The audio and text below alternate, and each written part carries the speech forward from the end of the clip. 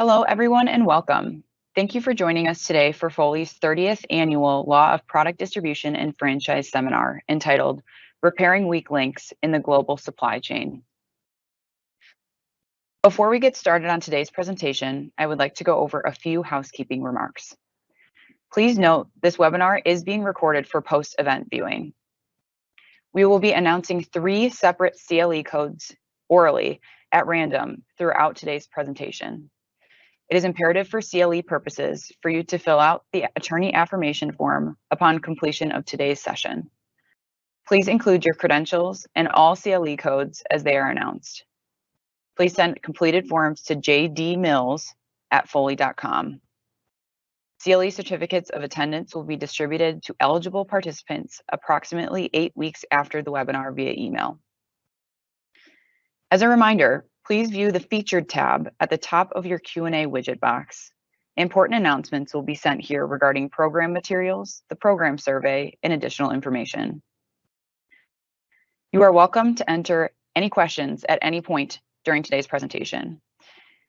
If time permits, moderators will answer your questions orally at the end of each section. And now I will hand the presentation over to Bobby Howell.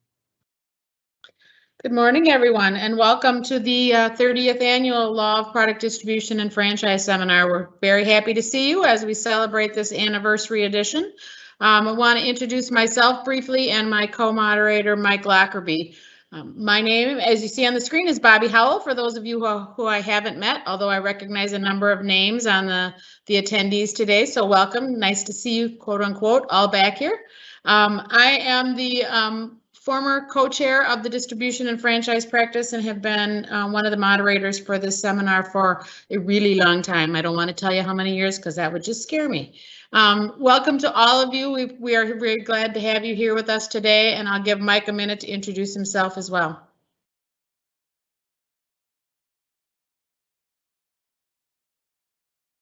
Thank you, Bobby. As many of you know, I am co-chair of our National Distribution and Franchise Practice Group.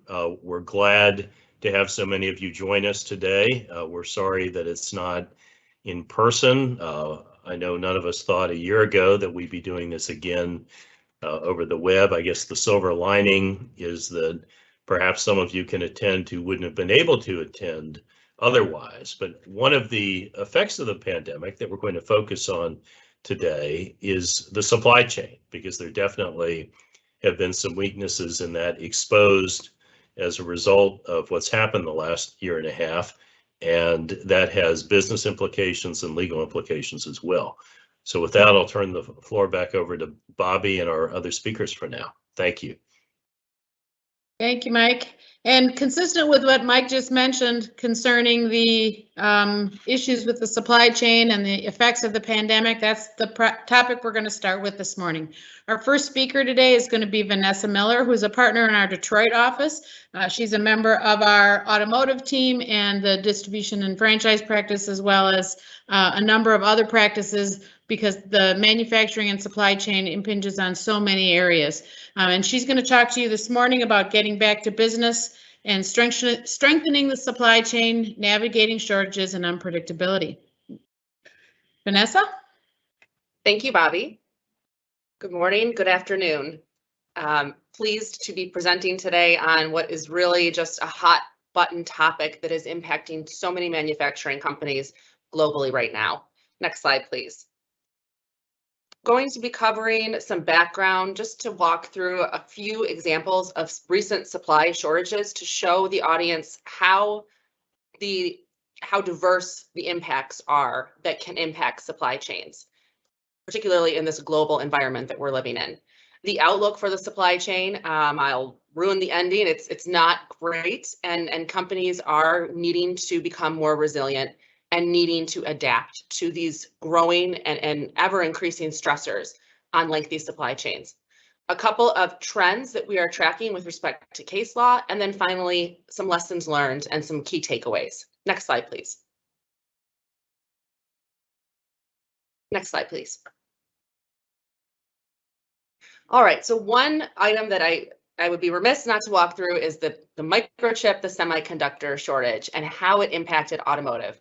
I'm based in Detroit, so I work with a lot of automotive clients as well as other manufacturers, and the automotive industry was hit hard by this issue. Just to walk through with the group what happened. First, there was the 12-week shutdown that impacted most manufacturers, including vehicle manufacturers. The OEMs dramatically slashed their orders, and that in turn caused the tier 1 suppliers that source the chips from predominantly from one location. 54% of chips globally are sourced from TSMC, Taiwan. And a very small percentage of that actually ends up in vehicles. They're only 2 to 3% of TSMC's total business. So just a real tiny sliver. And we had the vehicle manufacturers slashing their order, the tier 1 slashing their order, and in turn, the chip vendors filled their orders elsewhere. There was a massive uptick in the need for electronic devices with everyone working from home. So there were a number of orders that were filled, and TSMC was operating at its max capacity as of Q1, Q2, 2020.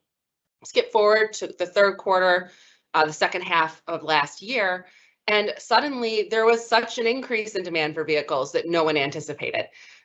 People had their stimulus checks and were shopping for vehicles again. So that caused an uptick in the orders from the tier 1s needing to increase their orders to the chip vendors. And at that point in time, they were already maxed out. There was nowhere else to fill those chip orders. Looking at earlier this year, we saw car plants shutting down. To make matters worse, regular type of force majeure events started happening. Earthquakes, the Texas storms. There was a drought in Taiwan that even threatened TSMC's production. A fire in Renesas, one of the largest manufacturers of chips in Japan. And then the Suez Canal blockage, as well as ongoing shipping and container issues that I know many of you are facing currently. From about the mid point of this year through the end of this year, it really is at its peak. And unfortunately, we expect it to continue to have issues into 2022 with respect to the microchips. I mentioned here the toilet paper phenomenon, which is artificially inflated demand that prolongs the shortage. We all saw that at the beginning of COVID. And what happened here in automotive is OEMs understand that suppliers have an obligation to reasonably allocate available supply. So what the OEMs did, which made the situation worse, is they just increased their orders. Instead of ordering 100% of their needs for components and causing the tier 1s to try and fill those orders, they ordered 300%. So they artificially inflated the issue, and now everyone in automotive is scrambling to figure out how to fill these orders, which orders are real, and how to allocate available supply. Next slide, please. I'm going to walk through a few other areas of shortages and just show you how diverse the issues can be that impact supply chains. Lumber, I know anyone that's been to Home Depot or working on a home improvement project right now knows that those prices have skyrocketed. They're 7 times where they were last year. And it's going to take about 6 to 12 months for the lumber production to catch up to the demand. Metals, such a critically important area with everything going on with batteries and electrification. These precious metals really come from 3 locations, and the demand has increased more than ever before. And to mine for these metals, it takes an average of 16 years from the discovery of the deposit. So we're talking about a massive, lengthy amount of time for product that's going to be needed, that the demand is at an all-time high. Steel and resins, very similar to what happened with lumber. Everyone expected a slump in automobiles. There was never issue sourcing resin before, and now it's a massive issue, and it's impacting the raw material inputs for resins. Poultry, this is an interesting one. People are eating a lot more fried chicken, specifically during the pandemic, and there has been supply chains can't keep up, and a number of restaurants have had to completely remove chicken wings and chicken fingers from their menus because they can't source it. Chlorine. This is a really unique example, and I wanted to add it because it shows that you just can't predict what the next force majeure event is going to be. The reason chlorine supplies are running low is not because people went out and put pools in, although I know some people did during the pandemic because they were spending more time at home in their backyards, but that there was a fire at a plant in Louisiana where a very large amount of the US supply of chlorine tablets comes from, and that caused the plant to shut down, and folks had to source elsewhere for their chlorine. Gasoline. This is not due to a gas shortage. The gasoline issue is due to the fact that about 25% of tanker trucks right now are parked because there's a labor shortage. They can't find drivers. At the beginning of COVID, a number of drivers just retired, and there just hasn't been, they haven't been able to fill and train the tanker drivers. And then ketchup packets. I found this one interesting, with the CDC discouraging the dine-in and community condiments. There has been a massive uptick in the need for ketchup packets. So much so that Heinz had to produce 25% more last year, which represents 12 billion ketchup packets. Next slide, please. Next slide. So there's a lot of examples and a wide array of impacts that can have ripple effects across supply chains. Everything from workforce issues, raw material inputs, environmental issues, geopolitical issues, traditional force majeure events, etc. So COVID-19 really did become the perfect stress test for supply chains. And some companies were able to pivot and adapt, and others struggled and had to come up with a contingency plan. Will this improve? That's what I think a lot of folks are asking. And the answer is, I think supply chains will remain incredibly sensitive for a couple of reasons, a few reasons. First, there's just the globalization of supply chains. We're no longer sourcing things from the same state where perhaps the manufacturing or assembly is being done or the sales being made. Things are coming from all over the globe. And that, of course, is going to be a longer lead time, a longer supply chain is more sensitive. Then there's the electrification of everything. The number of batteries, lithium considerations, and other things that are going to be playing out in the future, particularly with respect to, if you just think about the number of electronic devices that you had 10 years ago versus now, everything is becoming electrified, and that is going to further stress supply chains. Labor shortages and freight issues all are going to continue given the nature of globalization, electrification, and the current state of supply chains. That contrasted with the traditional mentality of this just-in-time lean manufacturing model, where you sole source all your volumes from one supplier, is causing an incredible amount of tension. Next slide. So this became an opportunity for manufacturers to really examine their supply chains. And many manufacturers already had a major focus on this from the tariffs in 2018. And we're looking at supply chain mapping exercises, considering nearshoring, reshoring as a result of some of the fallout from tariffs and the trade wars. But again, the last 18 months have even further heightened the importance of looking at your supply chain, having resiliency and transparency. We heard time and time again from customers, what was the best thing that your supply base could do to help you? And it was providing transparency. Most suppliers understand, most manufacturers understand what's going on one level below their immediate suppliers, but not below that.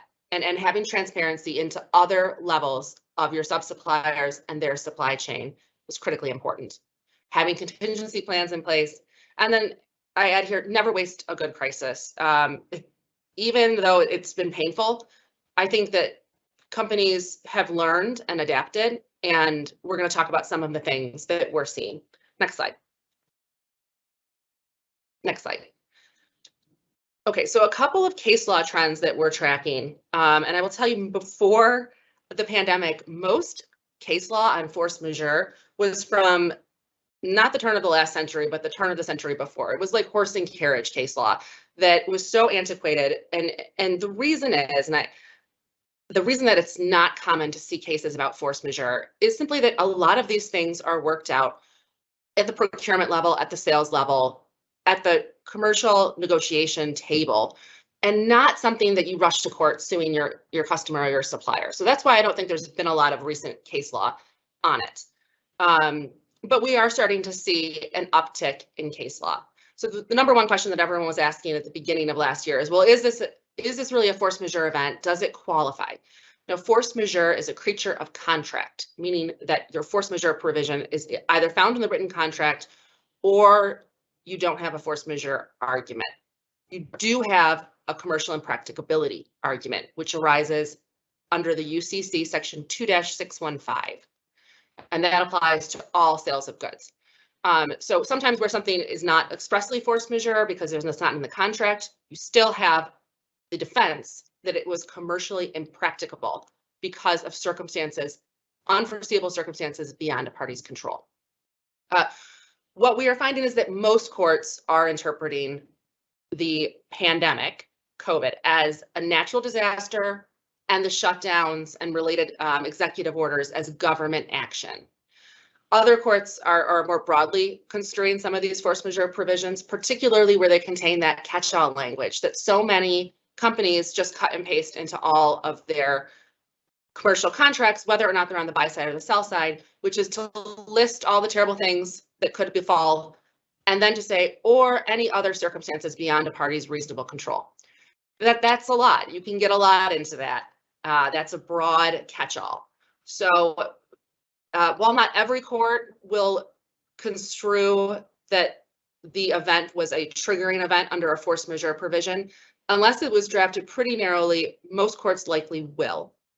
And the question really isn't just, is it a force majeure event, but did it prevent performance? And that's the two-step analysis that needs to be done. Sometimes there will be a force majeure qualifying event, but the party can still perform. And that was not the case in the JN Contemporary case, in which we saw an auction that could not take place because of the New York executive order shutdown. A judge said, no, that this is absolutely force majeure. You're excused from performing during the duration of the force majeure event. Next slide. Case law trend number 2.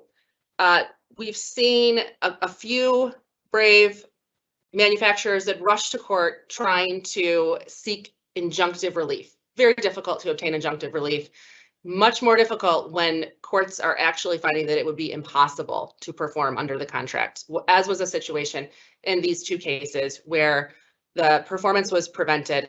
Interestingly, in the NXP case, there was a fight about whether or not there was a battle of the forms. There was a battle of the forms fight about whether or not the contract had a force majeure provision and whether NXP could rely on that force majeure provision. The court said it doesn't even matter. It doesn't matter. With what's going on globally with all these shipping issues, the unavailability of chips, impossible to make more at the time frame needed, the court found it commercially impracticable and denied the injunction on that ground. Next slide, please.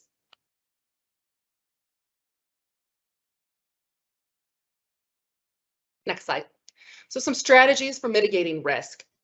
What can companies do? What are we seeing companies do?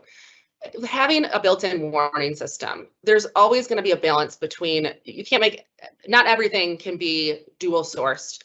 Not everything can be, you can't have safety stock for all components. But looking at a balance, what did cause a shutdown in my assembly line? Where could we build a safety net, and how do we do that?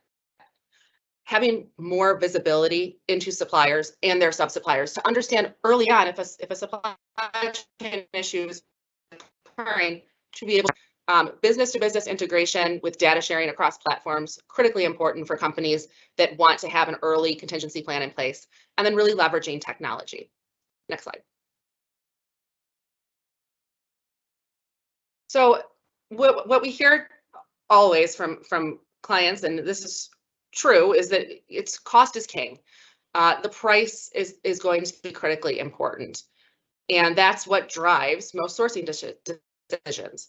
However, to save a penny on a piece price, but then end up with a line down that costs hundreds of thousands or more, depending on the industry. It might be better to have a contingency plan in place if the company can. If this is not a sole source, specially manufactured product, if instead it is something that you can dual source. For example, the semiconductors, the microchips, those absolutely could have been sourced. We know that they can be held for a certain period of time in inventory. And this is a crisis that shouldn't have occurred, but it is. Also looking at having multiple sources and multiple locations. It just makes it easier to pivot if there is a major force majeure event impacting one country or area. For example, the power outages in China and the power rationing that we're seeing impact Chinese suppliers right now. Having it diversified such that you have one supplier in China and one supplier in perhaps Mexico or somewhere else. Inventory safeguards. Yes, it's expensive to stock inventory, but it's critically important to maintaining continuity of supply. And companies that did have safety stock on site or even off site for other force majeure issues were able to continue operating at least longer than those that didn't. Next slide. So what should be done? Take a fresh look at commercial contracts. Contracts are what govern risk and how the parties allocate risk under the contract. Things that we're seeing right now that parties are sending letters back and forth about are things like the labor shortages and just how difficult it is to keep lines running. Increased freight costs that are well beyond what anyone ever anticipated at the time they entered into the contract were not part of the manufacturer's cost walk and now have just caused an amazing burden and impacted profitability. So looking at those things, deciding how to allocate going forward, taking advantage of opportunities to try and renegotiate long-term agreements with strategic suppliers and customers, taking into account those issues. I expect to see a lot more indexing, price indexing for things like raw materials and freight in future contracts. Next slide. Some red flag provisions that could be looked at across contracts, and one, of course, in particular, force majeure. I think that we've talked more about force majeure than ever before in the last 18 months. I've always said it was critically important. You should not have the same buy side and sell side force majeure provisions because they're really at odds with each other depending which side you're on as the buyer or the seller. Next slide.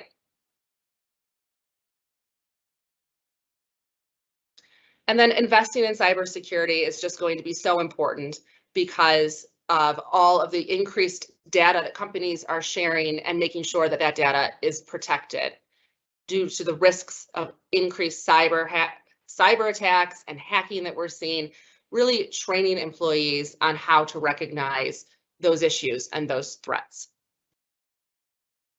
Next slide.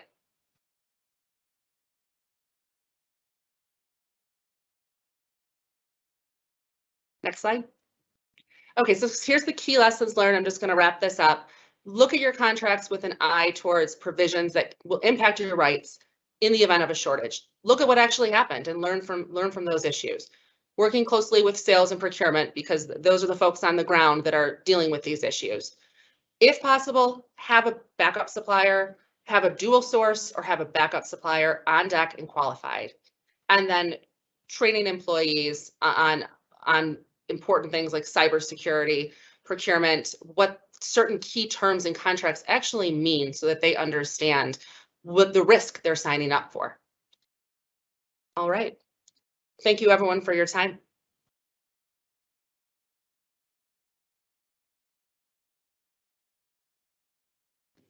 It appears that we don't have any questions. So I think. Oh, okay. I had an echo there. Sorry. Appears we had no questions. So I think what we'll do is we will move into our next presentation, and then that may give us a little extra time if we have some questions later on down the road today.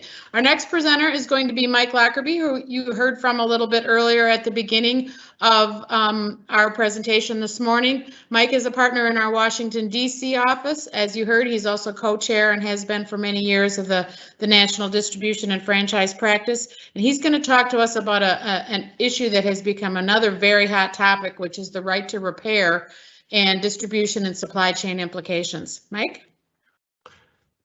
Thank you, Bobby. I think we're all familiar with the old saying, if it ain't broke, don't fix it. Regardless of whether the traditional method by which manufacturers have seen to it that their products are serviced, that system is definitely under assault. And you may ask, well, what is the source of this so-called right to repair? It definitely wasn't in the Magna Carta. It's not in the Constitution or the Bill of Rights, and it really yet isn't in very many statutes or regulations.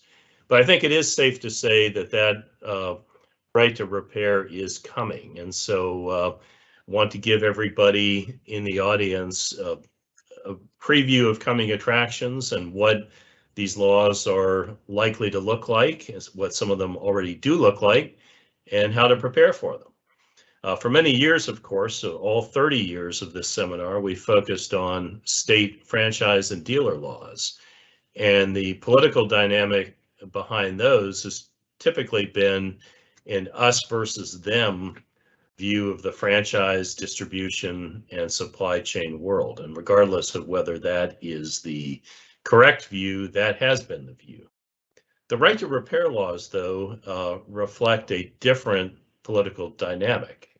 And I'm going to use the equipment industry as an example because many of the proposals have focused on the equipment industry. And as you'll see, in that industry, manufacturers and dealers have presented a united front, largely in opposition.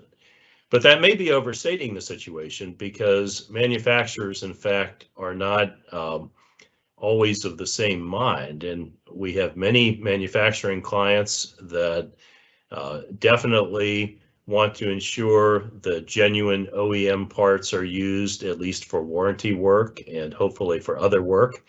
They want to control their proprietary software that's used for diagnosing and repairing products, among other things. And yet many of them also are manufacturing replacement parts for their competitors' products that they want to sell and they want used. And in some cases, they want their dealers to use them.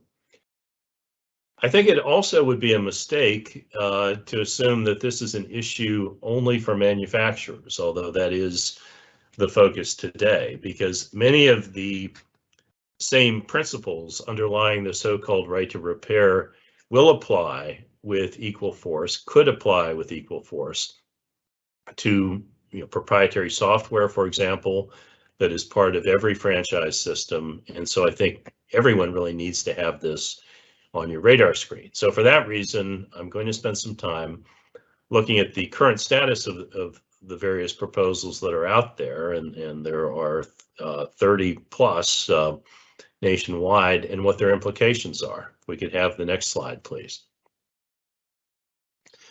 I'm going to talk first about what the stated rationale is for these proposals.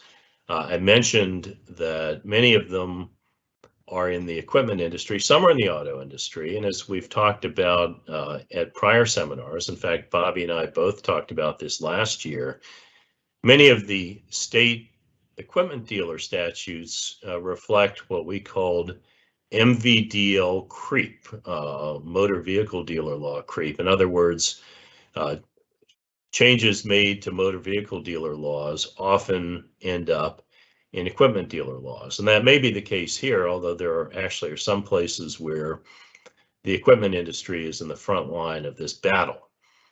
But one statute that definitely has been enacted, although its enforcement is on hold at least for now, is the Massachusetts data law, and we'll look at that. That is on its face applicable to the auto industry, but one question is whether that's the shape of things to come. And then also more recently, on July 9th of this year, President Biden issued an executive order that has implications for all manufacturers, and we're going to talk about what those are as well. If I could have the next slide, please. As far as the rationale for the right to repair, if you look at the written materials, there are hyperlinks to law review articles, websites from various coalitions advocating the right to repair, one of which is the Public Interest Research Group, which is an outgrowth of the Naders Raiders movement in the 1970s. But some common themes, just to summarize. First of all, the advocates say that requiring repairs, including warranty repairs, to be made by original equipment manufacturers and their dealers increases costs for consumers and is anti-competitive.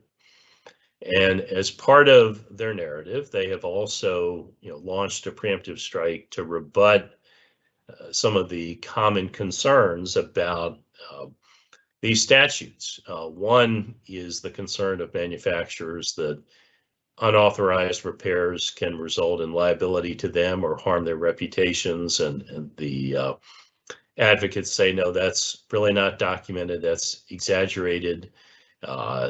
They also say that allowing third-party access to electronic data about consumers and their whereabouts and where the equipment is doesn't expose consumers to hacking or threaten their privacy. And yet that is a very real issue out there because for purposes of repair, typically the manufacturer can know exactly where the equipment is, sometimes how it's being used.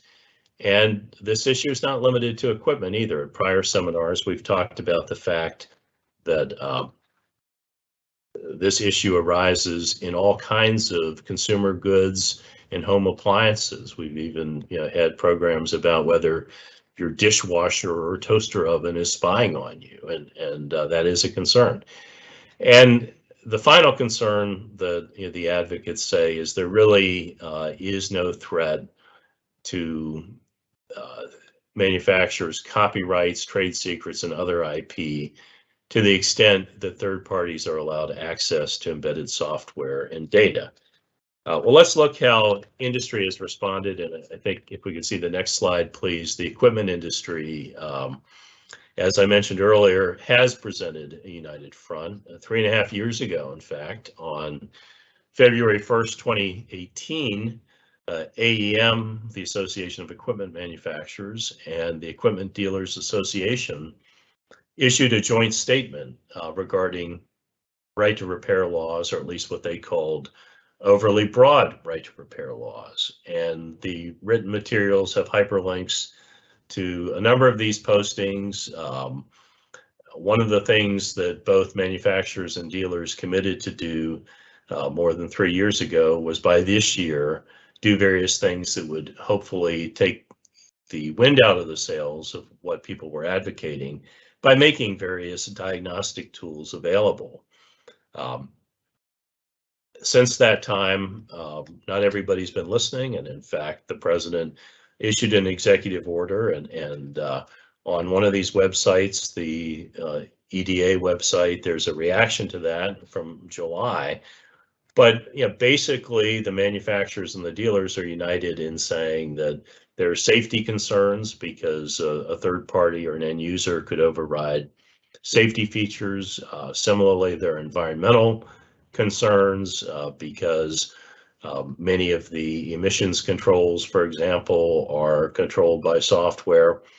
And there's the issue of killing the goose that lays the golden egg, in that manufacturers, and to a lesser extent their dealers, invest in technology, and allowing others access to it basically allows others to free ride. So that's the argument in response. And if we could see the next slide, please, that's typical of manufacturers' concerns generally. Manufacturers typically have warranties for their products. Both the terms of the warranty and the cost of the warranty assume that repairs will be made by authorized service centers using genuine parts. Oftentimes there's a finger pointing exercise when something goes wrong. You know, was it the manufacturer? Was it the dealer? Was it the parts? And that issue is magnified to the extent there are unauthorized repair centers or not genuine parts being used. And those concerns are heightened when the parts are electronic or contain embedded software. And this has been an issue for a long time. In fact, my first introduction to distribution law in the 1980s was for hospital healthcare communications manufacturer that was very concerned about unauthorized distributors accessing its products because they might malfunction in, say, a code blue situation in a hospital, and simply, you know, someone using a release of software that's not the latest release could affect the performance of the product. And always in branded distribution systems, there's the overriding principle, and this is in the case law, which is cited in the written materials, that controlling the quality of parts and service is essential to protecting the manufacturer's brand. If we could see the next slide, please. Again, using the equipment industry as an example, historically, most of these statutes, and as you'll hear this afternoon in more detail from Tim Patterson and Connor Sabatino, these focus more on so-called relationship issues, termination, non-renewal, amendment, changes in competitive circumstances, etc. But even in these statutes, increasingly, warranty reimbursement has become a focus of many of the dealer statutes, and some of those provisions do have implications for right to repair. There are at least 33 states that have been considering proposals in various industries. The largest single number of industries targeted has been ag equipment. There was proposed New York legislation that almost passed this year. As they say, almost doesn't count except in horseshoes and hand grenades, but it came close, and it's a good harbinger of things to come. And one statute that did pass a couple of years ago was the Massachusetts data law. It's aimed at the auto industry. It was passed on a ballot initiative. The implementation is on hold right now, but a federal court in Boston will soon decide its fate, at least in the first instance. And want to look briefly first at the New York statute, which is on the next slide. This old saying about life, liberty, and property not being safe while the New York legislature is in session really isn't fair to the New York legislature, because you could cross out that state name and probably put in the name of any other one. But in any event, this statute and the legislation itself, its legislative history, some news articles, are all hyperlinked in the written materials. It passed the Senate in New York this summer, but wasn't enacted. It would require that diagnostic and repair information for electronic parts and equipment be made available to independent repair centers and consumers. It says it wouldn't require disclosure of trade secrets. It says it wouldn't alter OEM contracts with authorized repair providers. I'm not sure how it can really say that, because if they're entities that have exclusive rights, they obviously won't. For whatever reason, whether it's safety or political clout, this statute, at least for now, would exclude motor vehicles and medical devices. Let's look next briefly at some examples of what we've called MVDL Creep. We've talked about the New Hampshire statute probably every year for several years now, and this repealed an equipment dealer statute, amended the motor vehicle statute to include equipment, and equipment included not only farm equipment, construction equipment, lawn and garden equipment, but all kinds of equipment within the definition of motor vehicles, even if it didn't have a motor, conceivably wheelbarrows, fertilizer spreaders, edgers, rakes, you name it. As we've discussed in prior years, an industry challenge to this law was unsuccessful, except with respect to arbitration clauses, which it purported to invalidate. But this was to a certain extent the proverbial camel's nose under the tent, because it does have some very aggressive warranty reimbursement provisions, and that is kind of a harbinger of a right to repair. Similarly, as shown on the next slide, and as we discussed last year, this would be on the next slide, please. The North Dakota Senate Bill 289 was almost a carbon copy of a motor vehicle statute. In fact, the Implement Dealers Association in North Dakota was also president of the Auto Dealers Association, and the purpose was to supposedly provide a level playing field. And it too had some very aggressive provisions about warranty reimbursement. We were happy to report last year, because we handled the case for the Association of Equipment Manufacturers and for other manufacturers, for farm equipment manufacturers, that the federal court struck down the statute on contract clause grounds. But yeah, that precedent, while it's helpful, it doesn't necessarily mean that right to repair statutes would similarly be struck down.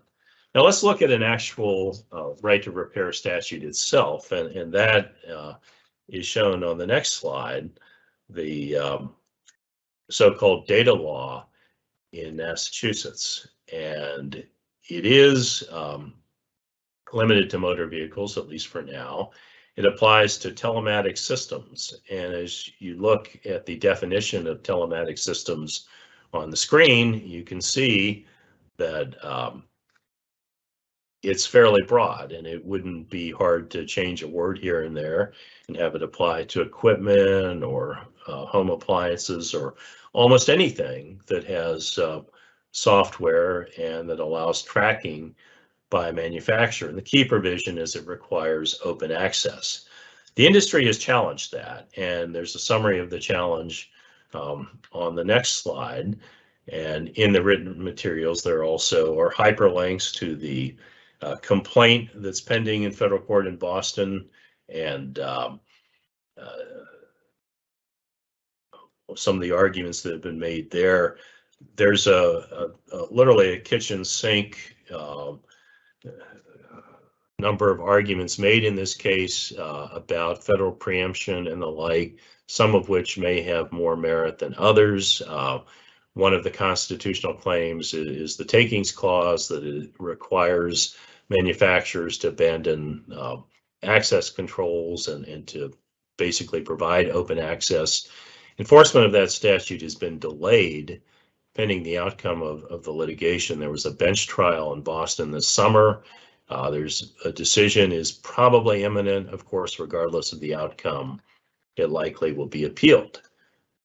Then there's the president's executive order, and that is shown and summarized on the next slide. We have hyperlinks to the executive order, the so-called fact sheet, and a Foley newsletter about it that was issued in July. But basically, the intent is to prevent manufacturers from barring self-repairs or third-party access, and it directs the FTC to use rulemaking authority under Section 5 of the FTC Act to remedy these so-called unfair anti-competitive restrictions. What's the FTC going to do? The FTC is, after all, supposedly nonpartisan, independent, bipartisan at least. Well, let's look at the next slide.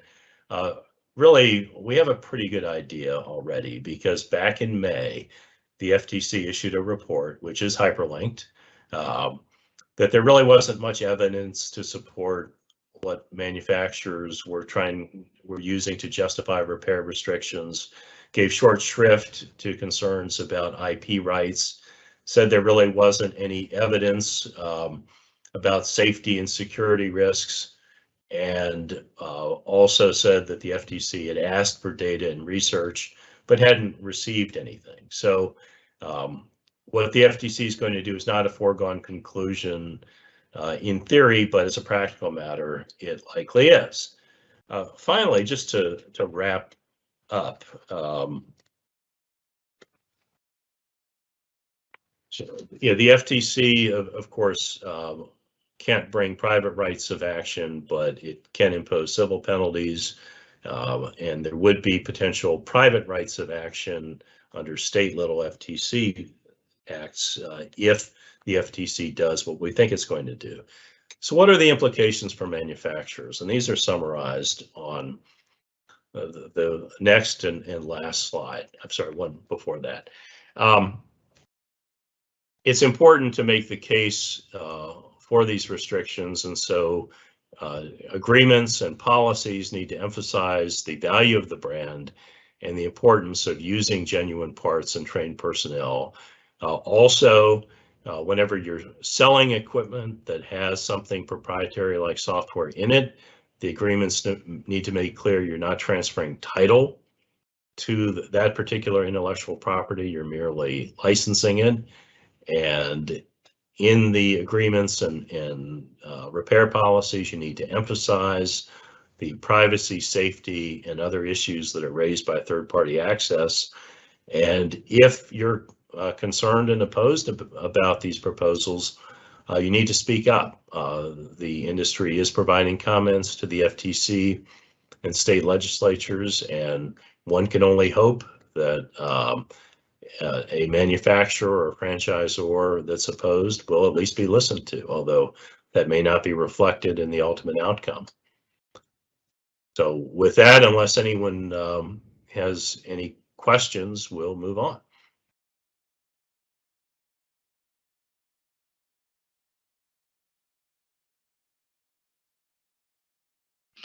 Thank you. At this time, I will announce the first of 3 CLE codes. The CLE code today is 1MEYH.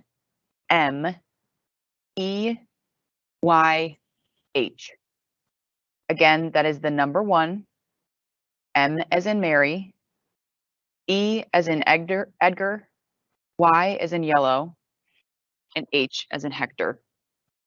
Again, the first code is 1MEYH.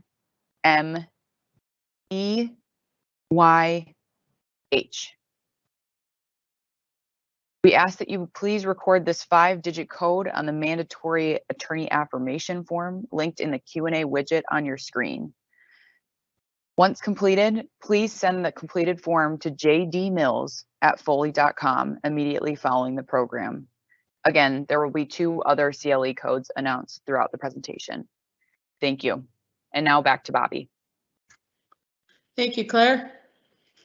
Our next presentation is going to be a little bit different format than what you may be used to in the past. It will not be a presentation like you heard from Mike and Vanessa, although Vanessa will be one of the presenters. We're going to have a chat between Vanessa and Austin Hufford, a reporter from the Wall Street Journal on U.S. manufacturing and supply chain issues. And they're going to be talking to us about news from the front line and how other manufacturers are coping with the supply chain issues you've been hearing so much about. With that, I'm going to turn it over to Vanessa and Austin.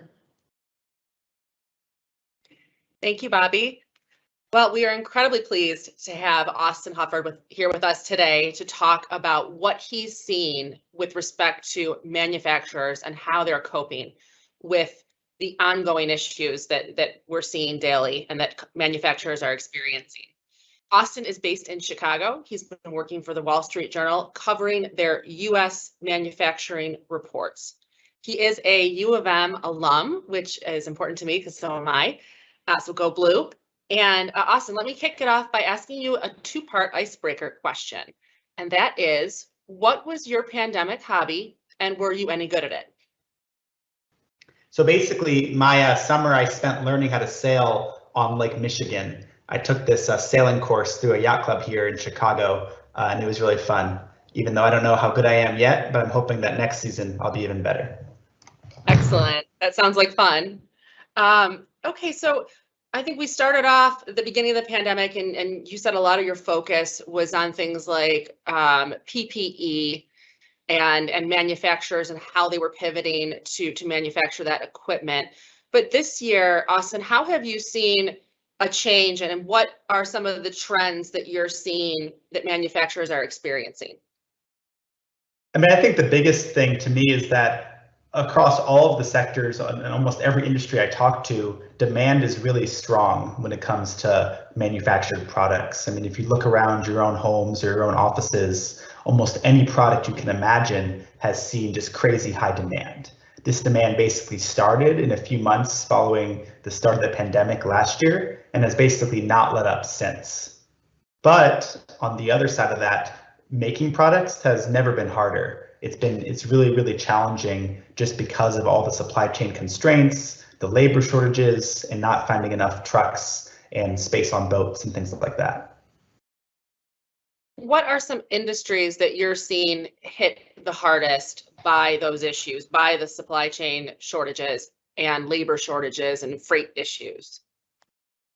I mean, really, it's across the board, and it kind of just depends on each industry. I mean, some of the bigger ones is obviously the semiconductor issue, you know, and semiconductors go well beyond cars. It's also things like appliances, computers, TVs, smartphones, really anything like that is really struggling. But it also was a lot more basic stuff like chemicals and paints and resins. A lot of that was impacted by the freeze in Texas at the start of the year, around February, and it really hasn't gone too much better because a lot of the chemical factories were down for several months at the beginning of the year, and so they haven't been able to build up extra inventory. And so really, it's kind of across the board, and it's not only on the incoming parts, but it's also on the outgoing logistics. Like when the factory finishes production, you need to find space on a truck or a train to reach your end customers. And that is also pretty expensive and pretty difficult right now. We're seeing a major uptick in demand for certain products, likely due to the pandemic, such as appliances and new cars, things of that nature. Do you see that leveling off, and when do you anticipate that there will be this lessening of the increased demand that we're seeing across so many different products?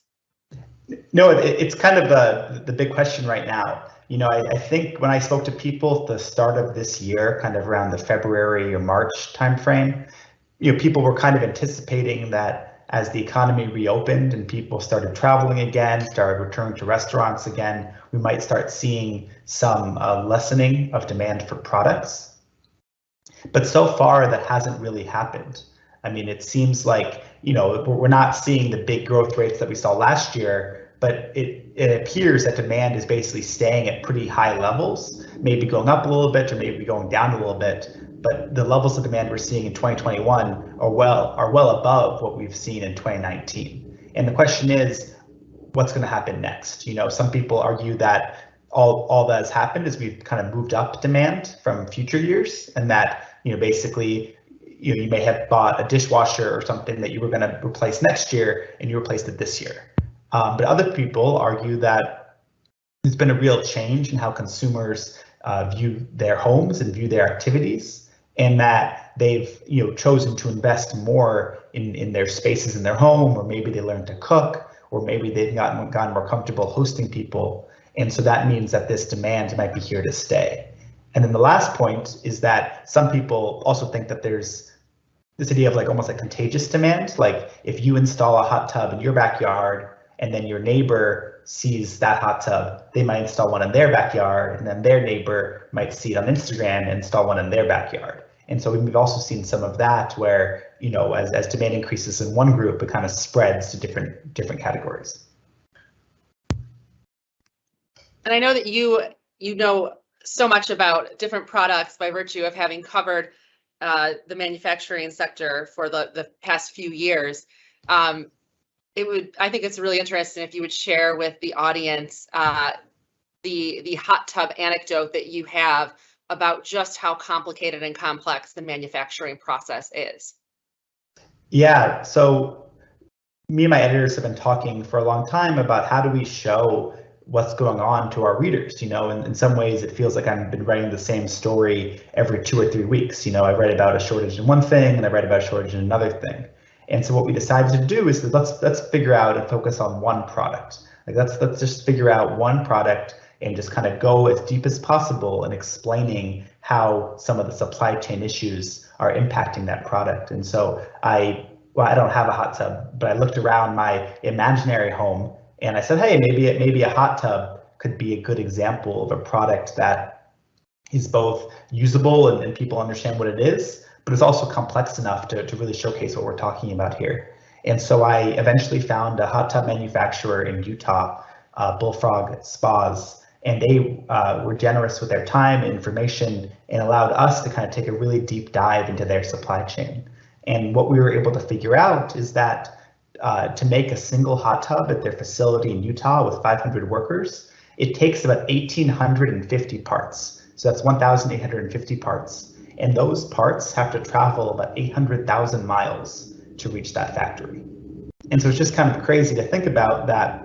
The reason, in my view, the reason we're seeing so many of the supply chain issues today is because our world and our economy and the products we use on a daily basis are really complex, and they're dependent on manufacturing facilities and mines and farms in some cases from around the world. And that, you know, even a product that seems relatively straightforward like a hot tub, you know, I think they said it's like something like 8 countries and 14 states or something in that range, where that's where their parts come from. And each one of those parts has multiple suppliers and sub-suppliers too. And so I think it's just really fascinating to think about, you know, why the supply chain issues have been so bad. And I think it all comes down to complexity and the idea that like once one issue becomes a bottleneck, it kind of creates other bottlenecks up and down the supply chain. That's such a great example and really depicts why we're experiencing the stressors or why the stressors are having such an impact on just even a simple product that you would think about like a hot tub. You touched on the travel and that we're at 880,000 miles of travel for a hot tub to be put together with all the components. One of the major issues that we're hearing about is the port congestion and the lack of labor. The labor shortage is impacting the port congestion, lack of freight containers, other cargo issues. What are you seeing companies do to try and address those issues? Yeah, well, first, I think in the last few weeks it's been reported, and people in the industry know this already, but it's kind of come to the public's attention that the Port of LA in California, they don't operate 24/7. And that I think has a lot of manufacturers kind of rolling their eyes a little bit. They're kind of now starting to grumble and say, listen, like we've been running 3 shifts and 7 days a week for months, and yet our ports that we were dependent on, kind of have much reduced night and weekend hours. And so that's just one thing where, if we're trying to, run our economy and build things and import things, having modern ports that run around the clock seems to be something that a lot of manufacturers are hoping for. And we'll see if that changes eventually. In terms of short-term things that people are doing, I mean, the obvious one is air freighting things, but that is extremely expensive and it is really only for, kind of emergencies or situations where you don't have other options. I've also seen other moves where this was kind of before the pandemic, but it's actually been super helpful for this company where they basically built like a container area in China or in Asia somewhere. And then they basically take all their parts from around Asia and consolidate it so that they're using less containers. And I thought that was kind of an innovative solution where basically I think they reduced their number of container usage by like 50% and increased their rate of filling up their containers up by 20% or something like that, because now instead of sending containers country by country, they all kind of centralize it in a hub in Asia and then ship it over collectively. And then the last thing people have been doing is looking at alternative ports, the port of Savannah or New Orleans or ports kind of on the East Coast. And yes, that takes a little bit more time, or you have to go through the Panama Canal in some cases. But that's just another alternative to say, hey, that's another area of a resiliency and coming up with alternatives, is saying, maybe we should have some of our products flow through East Coast ports instead of only coming through the West Coast, because if something happens on the West Coast, you have the East Coast as kind of a backup. That's really interesting. Austin, we're hearing so much about the short-term outlook on supply chains and when is it going to get a little better, and companies are thinking it'll get better hopefully soon, 6 months out, maybe a little longer for certain industries.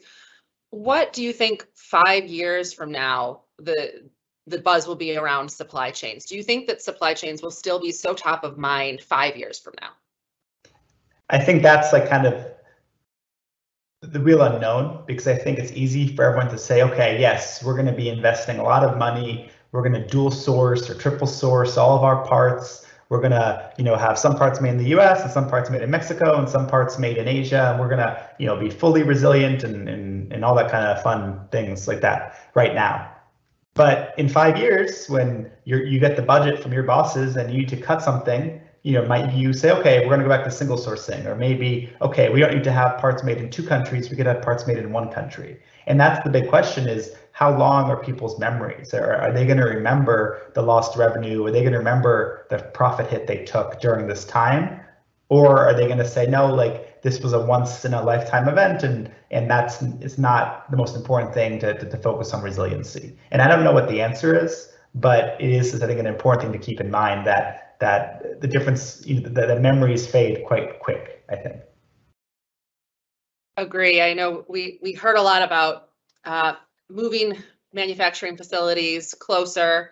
I know that one of my colleagues will be speaking about that later with respect to the trends of nearshoring and reshoring. But you're right. Will companies actually take the next step besides just considering it and make that huge move?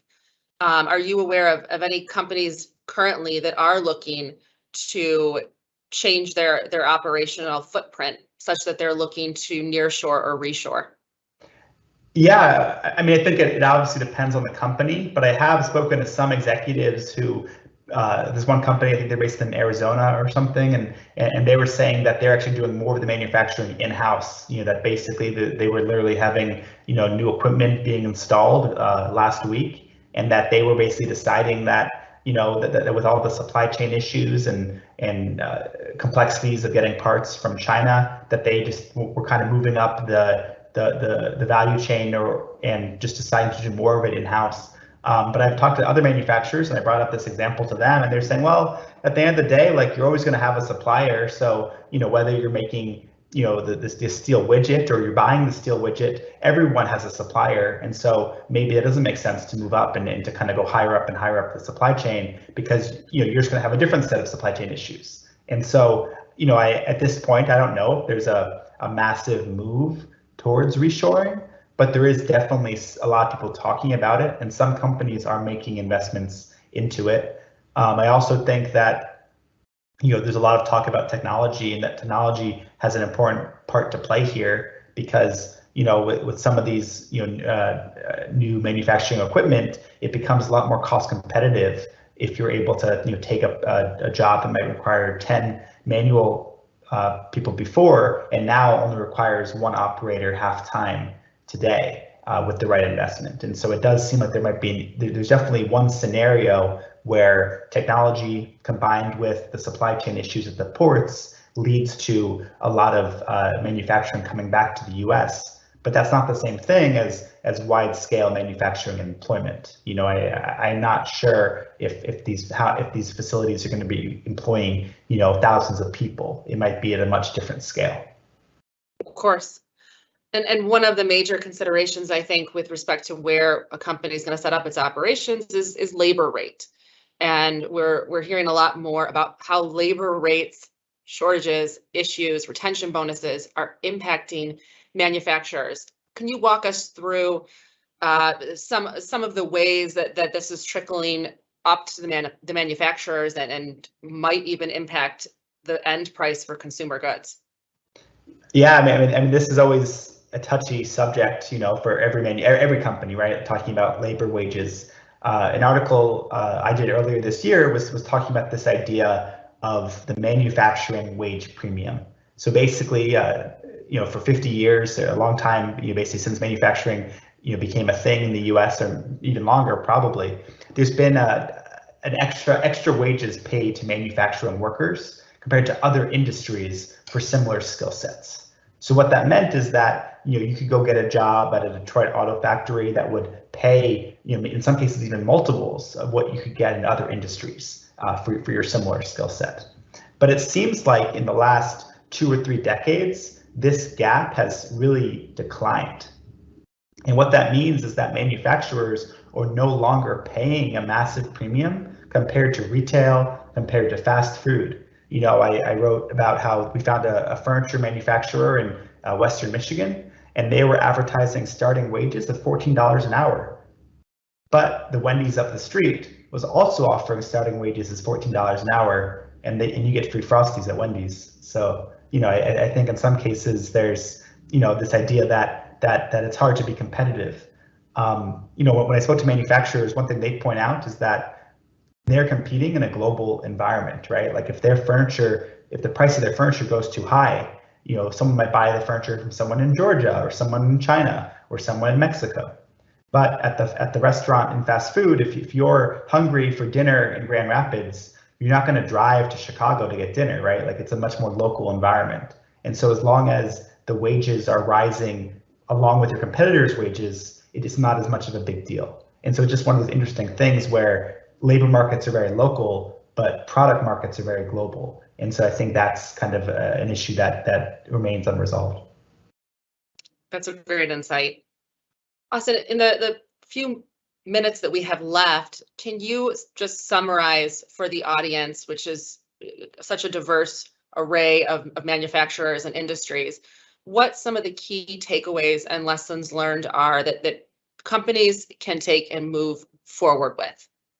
I mean, I think right now, I think that there is this thinking long term and trying to understand, you know, when a situation like this happens, when demand is so high, this is the time to meet that demand, right? I think when I speak to manufacturers, many of them have not seen demand as high since before the financial crisis, right? And so what that means is that as a manufacturer, you need to be prepared that when demand does return, if you're a company that can meet it, if you can serve customer needs, you're really going to benefit from it.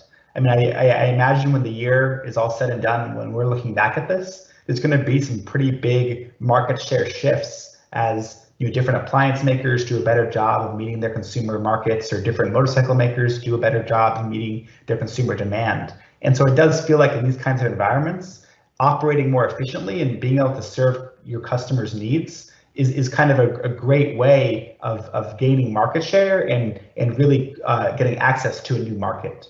You know, if you go to an appliance store now, a lot of people don't really have that many choices. You basically buy the one that's there, if they even have one there. And what that means is that appliance, that brand might be getting into someone's home that never would have considered them before. That person might have only wanted a GE or only wanted a Whirlpool or only wanted a Samsung, and now maybe an LG is getting in there. I mean, you know, who knows? But I think what's really important to remember that this is a challenge, but it's also a huge opportunity to be the person who can supply your customers. I think the second takeaway is that relationships matter. You know, I think a lot of times in business, people think, oh, it's only about the dollars and the cents. It's only about the money. Obviously, that's important. But my understanding is that, you know, if you have a supplier who you've been working with for 10 years or 20 years, they're going to answer your call and they're going to do a much better job of serving you. Versus someone who calls up today and says, hey, nice to meet you. I'm right down the street, but I've never once placed an order with your company. And so I think that there's something about this idea that having long-term supplier relationships with people pays off in situations like this that are sort of a crisis. Well, thank you, Austin, for allowing us to interview you and kind of flip the roles on you today to hear your valuable insights. For the audience's benefit, this session, it has been on the record with Austin Hufford. We really appreciate his time. He has encouraged anyone in the audience to please reach out and connect with him on LinkedIn as well. Thank you.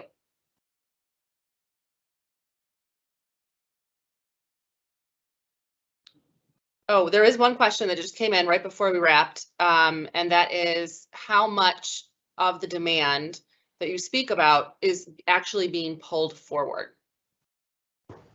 I think it's hard to tell, but it seems like in certain industries, like in appliances, for example, it's more driven by increased usage and by people upgrading their kitchens.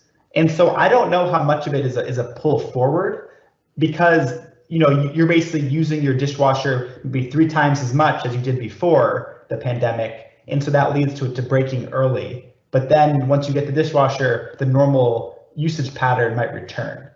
But on the other hand, maybe for more of a home renovation situation, there is this idea that if you renovate your home this year, you're not going to renovate it at least for another decade or 2. And so in that situation, that might be more of a pull forward. And so I think it's really hard to tell, but it seems like this demand is much more sustainable and strong than people were predicting. I mean, like I said, 6 months ago, people really thought there was going to be a much, maybe a much bigger decrease or much more of a plateauing effect. And it seems like demand has really held up at much higher levels than in 2019. Excellent. So it just depends. All right. Well, thank you. We appreciate it, Austin. All right, everybody. Thank you, Austin. And I'm particularly sensitive to the whole dishwasher thing because I've been trying to get somebody out to fix mine the last couple of days. So not happy to hear what you had to say about that. Well, apparently spare parts really is the hardest thing. So that's right. Thank you, Austin. We're going to take a 10-minute break right now. So we will reconvene at 12:25.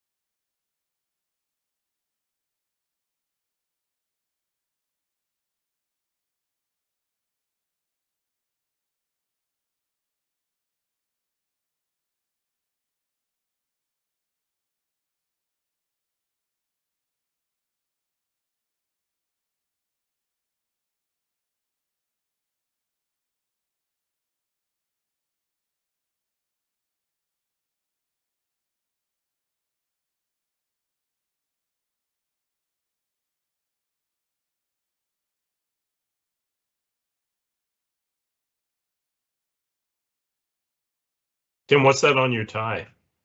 I'm just messing with you.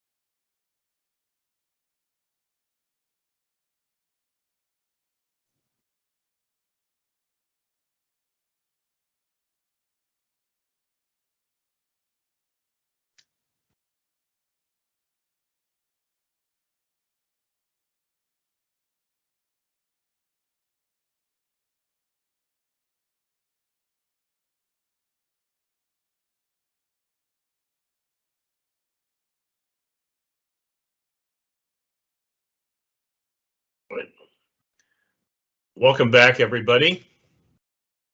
Welcome back, everybody. Hope everyone enjoyed the break. I know that before the break, I was especially interested in hearing what Austin had to say, although I haven't been in the market for a hot tub. I have followed the Wall Street Journal's coverage of the supply chain and was very distressed personally more than a month ago to learn after putting down a huge deposit on some appliances that they may not be ready until May of next year. But in any event, enough about me. Want to remind everyone that if you have questions about any of the topics, please type them into the Q&A box on your screen. And if for some reason we don't get to your question or you think of it later, please be sure to include your email address and we'll make sure that one of our Foley attorneys gets back to answer you. First up, speaking now is Bobby Howell, who obviously needs no introduction, but she'll be speaking on the subject, repair or replace the weak link when distributors and dealers are the problem. Thank you, Mike. Good afternoon, everyone. Again, welcome back after the break. So we're going to talk this afternoon about a slightly more traditional, if you will, distribution topic, which deals with terminating distributors. And this is going to be the first in 3 presentations that we'll tie together. I'm going to talk to you a little bit about sort of the practical and legal realities that you need to be thinking about before and at the time that you decide that you need to terminate a dealer. Following my presentation, Tim Patterson is going to talk to you a little bit in more detail about the different statutes and the fact that you may not realize that you are actually even covered by some statutes that you need to take into account when you're in this position. And then following that, Connor Sabatino is going to talk about some of the legislative activity that we've seen and the kinds of things you should keep an eye out for on the horizon as these various dealer statutes that Tim is going to be talking to you about are the subject of a lot of activity at the state level in particular, particularly from dealer associations. So next slide, and we'll jump right in here with the termination issue. And the title of the slide might be a little bit of a surprise to some of you when we say termination should be done carefully, if at all. Oftentimes we get phone calls from clients, particularly who've not been through the termination process before.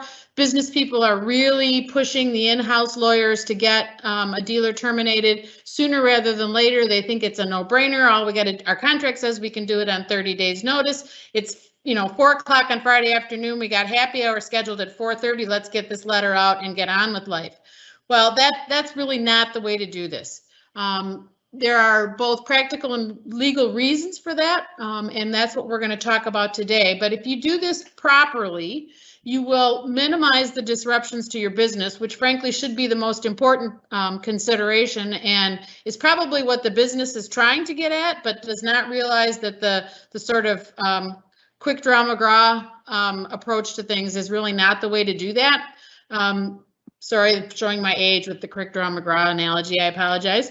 And we want to make sure that if you do end up in litigation, you will minimize your liability and you'll maximize the potential to be successful in that endeavor, because litigation is oftentimes what happens after a notice of termination is filed, particularly if the termination is not handled properly. And most importantly, even if there's not litigation, you want to maximize the likelihood of a smooth transition for both your business, for your customers, potentially downstream customers, et cetera, and suppliers in some cases. But you need to think about a number of both practical and legal considerations when you do that, and that's what we're going to talk about today. So let's go to the next slide. I want to talk first about the human context. Oftentimes, I've heard people say, oh, it's just business, people shouldn't take this stuff personally, et cetera. Well, maybe, and I use maybe with emphasis, maybe that's true if you are involved in a very large corporation where the particular business that's at issue is not, the focus of your particular bonuses or something along those lines, or you don't have to report at next month's analyst call. But for the most part, it really is more than just business. It is often personal, and this is particularly true where you're talking about dealers and distributors who may be small businesses. It may be a family-owned business. The idea that somehow this business that they've spent many years developing or investing their life in suddenly may go away, that's personal. And in many cases, it may be a surprise. You may not think it's a surprise. The business folks may say, oh my God, this can't possibly be a surprise. We've been complaining to this guy for years about his performance. Well, you know, human beings being what they are, we tend to ignore things that are not comfortable. And we're very good at not catching those clues, even when they should be sort of big red flags waving in front of our faces. And so it may be a surprise, in fact, to the person who's hearing about it, and it's not going to be a happy surprise. And so that obviously has all kinds of human interactions, human responses, et cetera, that go into this. And you can't just look at this as a purely dry legal thing that you read in law school and in a case book. This is a real human situation that you need to be addressing. You also need to think about the human piece of this if you do litigate, because when it comes down to at the very end, it's going to be a judge or a jury that's going to decide if you did this the right way. And you want to make this as easy for them as possible. The judge will presumably and almost certainly, but almost being an important word, understand all of the rules and all the facts, and they will be paying attention. The jury may or may not. I mean, those poor people are sitting there hearing about this stuff for the first time, may have no background in business, certainly are not going to understand the legal rules, and they're going to be taking a lot of information in a very short period of time, and they need to make a decision that's going to have pretty significant consequences both for you and for the dealer that's involved. So you want to make it as easy as possible for them to be on your side. Next slide, please. And what I always tell people is to put themselves in the context of that jury and ask themselves the question. Oh, next slide, please. There we go. And ask themselves the question, is it fair? Because that's the question that the jury is going to be asking themselves. Is what happened here fair? And you know, lawyers will give you all the legal rules, and we're going to talk about all the legal rules today. But in the end, it's that visceral reaction that the jury is going to have asking is, what happened here fair to the dealer? And that's what you want to be able to put your best foot forward and explain to the jury if you want to be able to litigate this in a way that is going to be successful. Next slide, please. So the first thing I want to talk about is what I call an ounce of prevention. And this may be counterintuitive, but I think you want to set yourself up for doing this as successfully as possible from the very beginning. And the way you do that is you make sure that you don't enter into dealer relationships sort of willy-nilly or without thought. You want to do it carefully. You want to have clearly drafted contracts. A lot of people, oftentimes folks who've been in a particular business for a long time where formal written contracts may not have been the norm in the past, or may not always be carefully followed or administered, will, you know, tell you it's all about the relationship and it's all about a handshake deal, and all that's true until that relationship falls apart. And so you really do want to make sure that you have chosen the people you're going to do business with carefully, and that the expectations that each of you bring to the relationship, both as to what you're going to do and what you're going to expect from the other side, are carefully laid out in a contract. And that doesn't just mean writing a contract once and then sticking it in a drawer and forgetting about it until it's time to terminate or to take some kind of adverse action. You want to do it in a way that you are updating it regularly. Think about the things that have worked, about the things that haven't worked. Think about how the world has changed and how you might need to adjust your contracts accordingly.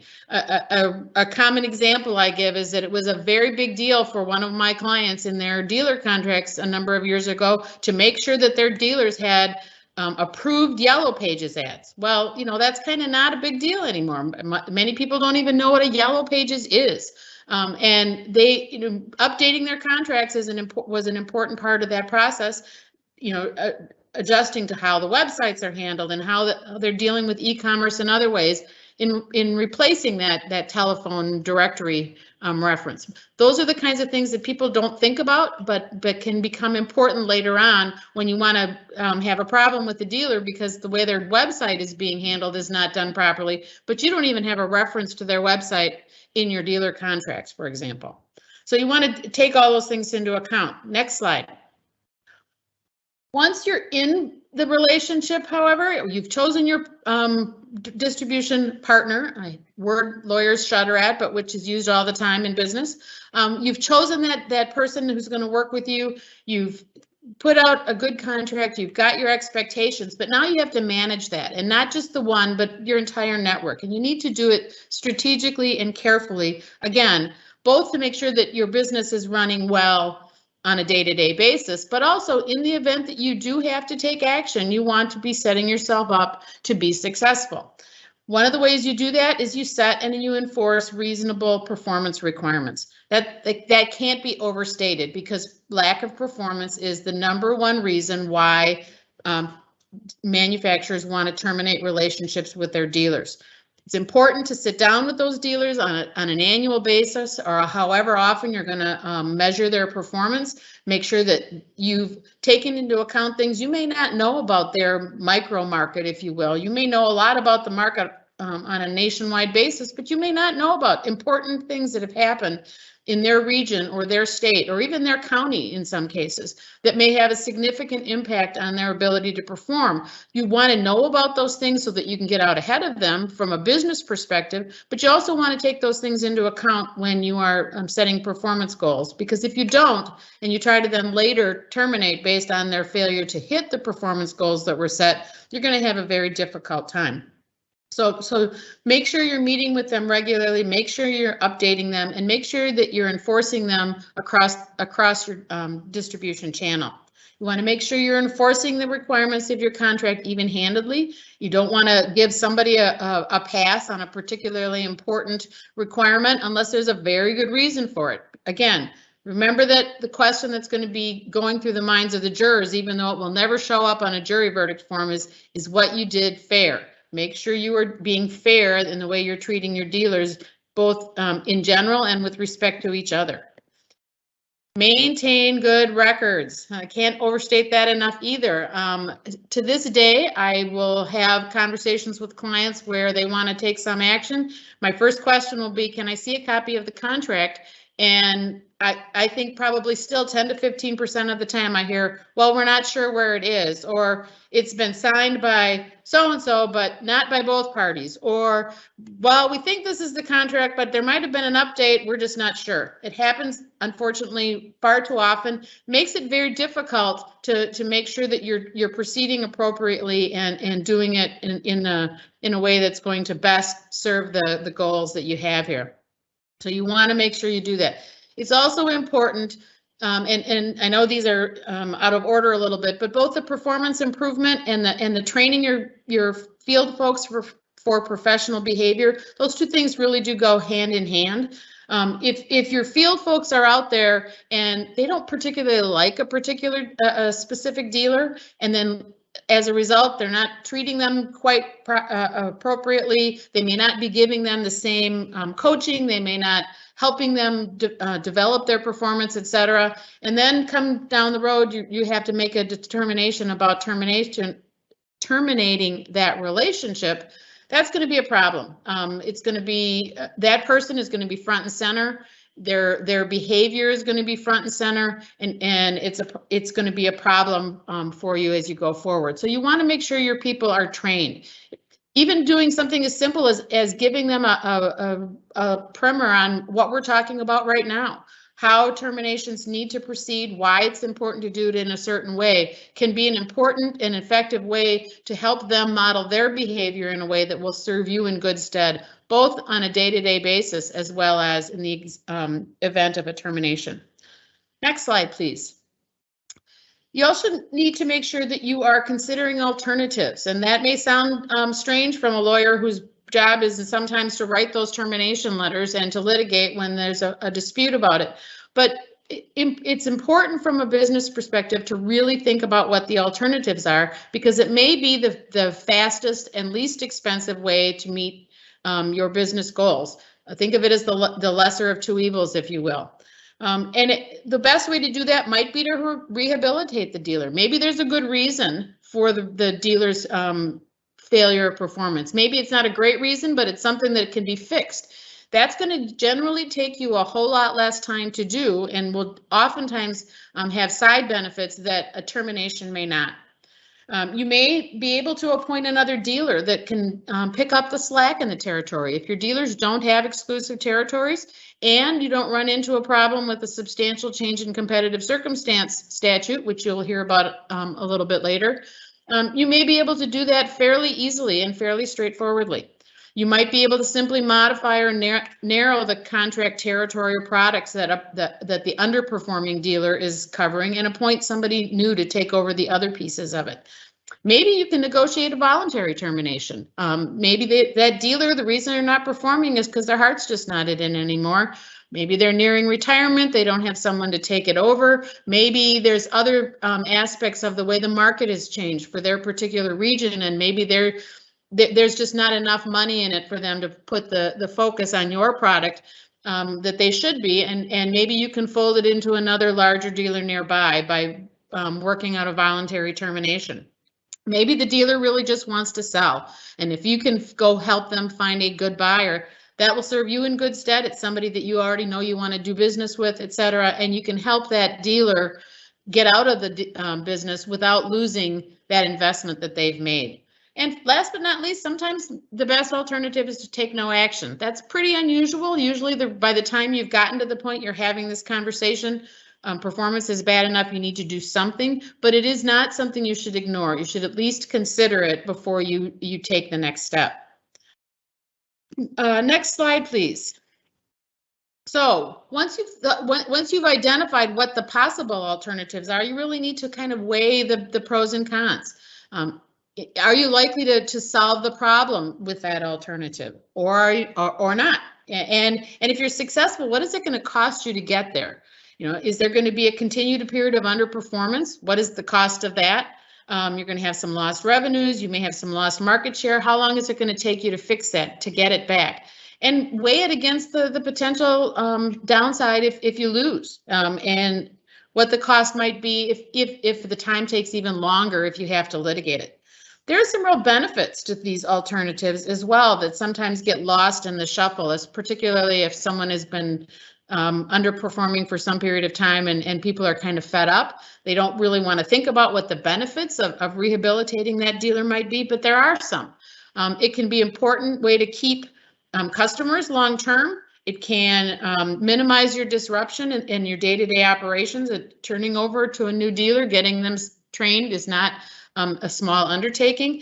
It can develop some significant channel loyalty where your dealers realize that this is not an us versus them, but we're in it together. And it can really generate some loyalty as a result. Next slide. There are some costs of termination that you also need to consider. There might be unpaid invoices you would never get paid. We talked about lost sales and market share. Management time that will have to go into dealing with litigation can be pretty significant. And you may have some issues with channel goodwill, sort of the flip side of the loyalty that I talked about a minute ago. Next slide, please. Some things can't be fixed though, and you're going to have to take the next step and terminate occasionally. Some of the kinds of things that can't be fixed, and you probably don't want to think about the alternatives for too long in some of these cases. If you've got a dealer who's committed fraud, submitting fraudulent warranty reimbursement requests, for example, not just mistaken, but fraudulent ones, that's a big problem. That is a serious issue that needs to be addressed right away. Failure to pay, particularly if they're making sales out of trust, which is another form of fraud, those kinds of issues should be addressed right away. And in fact, not addressing them immediately can come back to haunt you if and when you decide to take the step toward termination, because the dealer will argue that you've agreed to that course of conduct and that it's really not such a bad thing. Sales of competitive lines can be a big deal if you have a non-compete in your contract. Criminal behavior is a significant issue, and it doesn't necessarily need to rise to the level of a criminal issue. Had a client who Surprisingly, had to get rid of a dealer last summer when, right in the height of all of the racial justice protests, this dealer was putting significantly racist rants on its dealership Facebook page. Those kinds of actions sometimes require immediate action. So things like that you need to be aware of, and you need to take action pretty quickly when those occur. Next slide, please. So what do you do when you need to act? Well, you want to, again, put your best foot forward. Again, I'm showing my age. We've got our friends from Dragnet on the slide there. You really want to get to the facts. You want to do some preliminary investigation and analysis, and there's a pretty detailed checklist in the written materials for the presentation today that kind of give you the things to look for. But you want to gather and review the documents. You want to interview your internal personnel. You want to confirm, trust but verify, another phrase, but one that's really important. You want to make sure that what the business people are telling you that are the reasons for the termination are in fact the reasons for the termination. And you want to essentially cross-examine them, because that's what's going to happen to them by the lawyer on the other side if there's litigation. You also want to think about what the legal issues might be. Do you have a written contract? What does that require? Are there oral promises that came after the written contract that might modify it that you need to take into account? You're going to hear a fair bit from Tim in the next presentation about the state statutes that might impact that. You need to take that into account. And you need to think about whether that dealer might have some counterclaims that might make litigation even more uncomfortable than it might otherwise be. Are they going to make antitrust claims? Are they going to claim fraud in the inducement? Are they going to be making tort claims where they're going to be asking for punitive damages, for example? You want to take those things into account. You want to make sure that you vetted the facts so you feel comfortable knowing what you're getting yourself into. Next slide, please. Then you need to send the notice, and that's been a long buildup, I know, for 20 minutes to, okay, now we're going to send the termination notice. What do we have to do? There's a lot more that goes into this than just sending out a letter that says, hey, you know, pursuant to section so-and-so of the contract, we're terminating our relationship 30 days from today. You know, we appreciate the work you've done over the years and wish you the best. I mean, that's in some cases that might work, but in a whole lot of them, and in fact, most of them, that's not going to be sufficient. You need to be aware of the timing that's required by your contract, and there's probably a statute that will also have some timing requirements. Both your contract and your statute will tell you whether you need to have cause and what is sufficient cause for sending out that notice. You may need to give that dealer a right to cure, and that the time for that can range from as little as 30 days to 2 years in some cases, depending on the reason for the cure. You may also have a shortened period of time when you can terminate if the reasons for the termination are, for example, going dark, or a loss of a license that's required to operate, etc. So timing is an important consideration, and you need to make sure that you are taking the contract and the statute and any other requirements into account, and you are putting them together and making sure that you're complying with all of those obligations. And last but not least, I don't want to ignore this, but you don't want to ignore the requirements for delivery. I actually had a case a number of years ago where the client who had sent out the termination notice before they came to us, we ended up having to litigate the case. And it turns out that they were required by their contract to send a letter by certified mail, and they didn't do it. And the court said the notice was not sufficient and refused to, while they had good cause and all the other things were there, without that notice that was insufficient, we spent a lot of money on litigation because nobody was willing to come to the table on either side. And ultimately they lost because they had failed to send the notice in the appropriate way. So it's something you shouldn't ignore. Last slide, or I'm sorry, next slide. When it comes time to, once you've sent the notice out, you also need to make sure you manage the transition. So, sales representative statutes often have a lot of things about when you need to make sure you're paying commissions, for example. Dealer statutes often have inventory repurchase requirements. You may have to deal with how warranty existing warranty claims are handled, a whole number of things that are involved. And at some point, you're going to have to inform your customers. And when you do that and how you do that will depend in part on why the termination is occurring, how long the transition period is, etc. But all of those things need to be handled carefully so that you don't get to this point and have everything handled okay, and then somebody says something dumb when they're reaching out to a customer to explain the transition, and that then causes somebody to say, hey, wait a minute, here's a problem. And then last slide.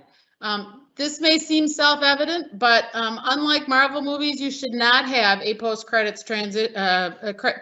scene here when you're dealing with terminations of dealers. Once the termination is effective, based on what your notice says, you need to stop doing business with them.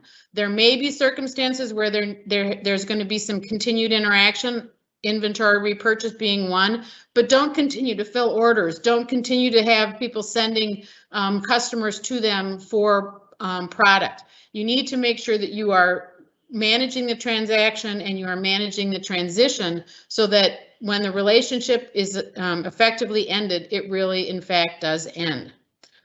I see we had a question because that is the last of our slides and I'm running out of time here. So I'm going to just take a quick look at that question.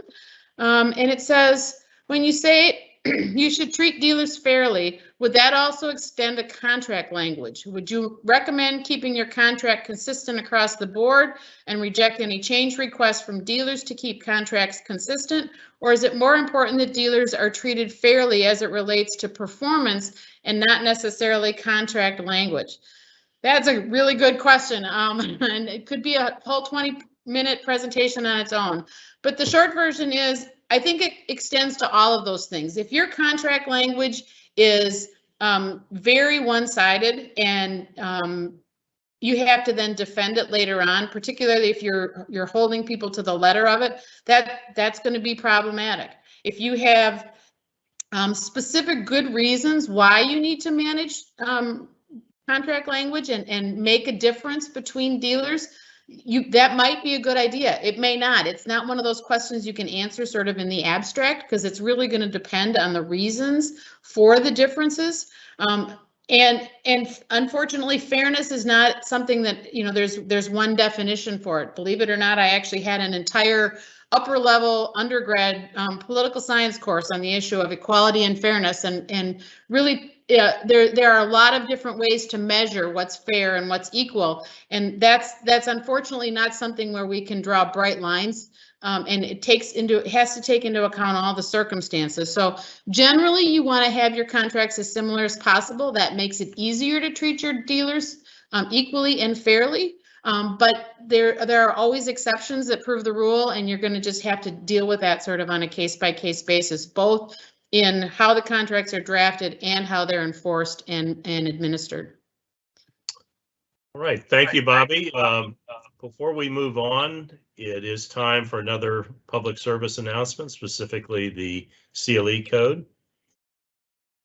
Thank you.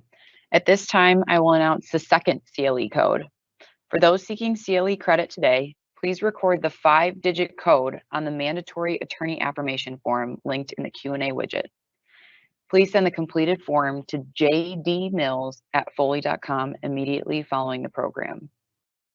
The second code is 7QE78.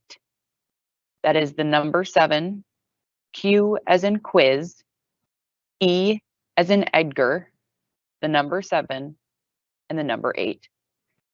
One more time, the second CLE code is 7QE78. And now I will hand it back to Mike Lockerbie to introduce our next speaker. Right, thank you. You heard Bobby speak a lot about state statutes that affect terminating or changing dealer networks, and you also saw references to the smiley face map, and the smiley face map, for those of you who have been with us before, has for the last 30 years been the signature takeaway from the seminar. In the olden days, it was in hard copy, not quite on parchment, but almost.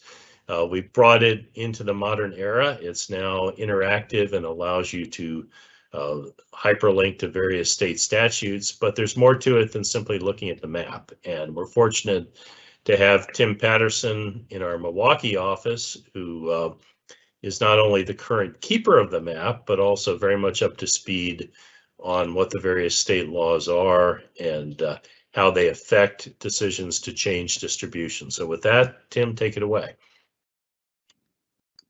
Thanks, Mike. Hey, everyone, Tim Patterson. Mike, thanks for the introduction.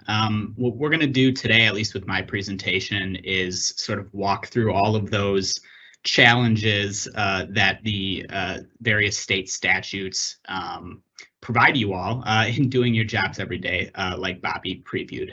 Once we walk through the challenges, talk a little bit about what we think are some helpful tips to help you mitigate the risk that those statutes present. Next slide, please. All right, so what is the problem, right? The problem here is that your relationships, your channel partner relationships, very well may be regulated, and pretty severely so, by a patchwork of state laws, right? Understand it sort of like a quilt of state laws that are trying to regulate your relationship. And those regulations, they can severely hamstring your dexterity with respect to your channel partners. The problem here is that they don't fit neatly together like puzzle pieces. And that's in large part because they're drafted by state legislatures that have, as you can imagine, various objectives, lobbyist pressure, and even levels of sophistication. I think just as you can imagine, right, the Wyoming legislature might not have the same concerns about marine equipment manufacturers as Florida or Louisiana or California might. The result is network-wide uncertainty, it's delays in your decision-making, it's heightened legal risk, and really, if you want to sum it up, it's frustration across the board. Next slide, please. So this is a video, I hope it plays, but Claire, I'll need your help there.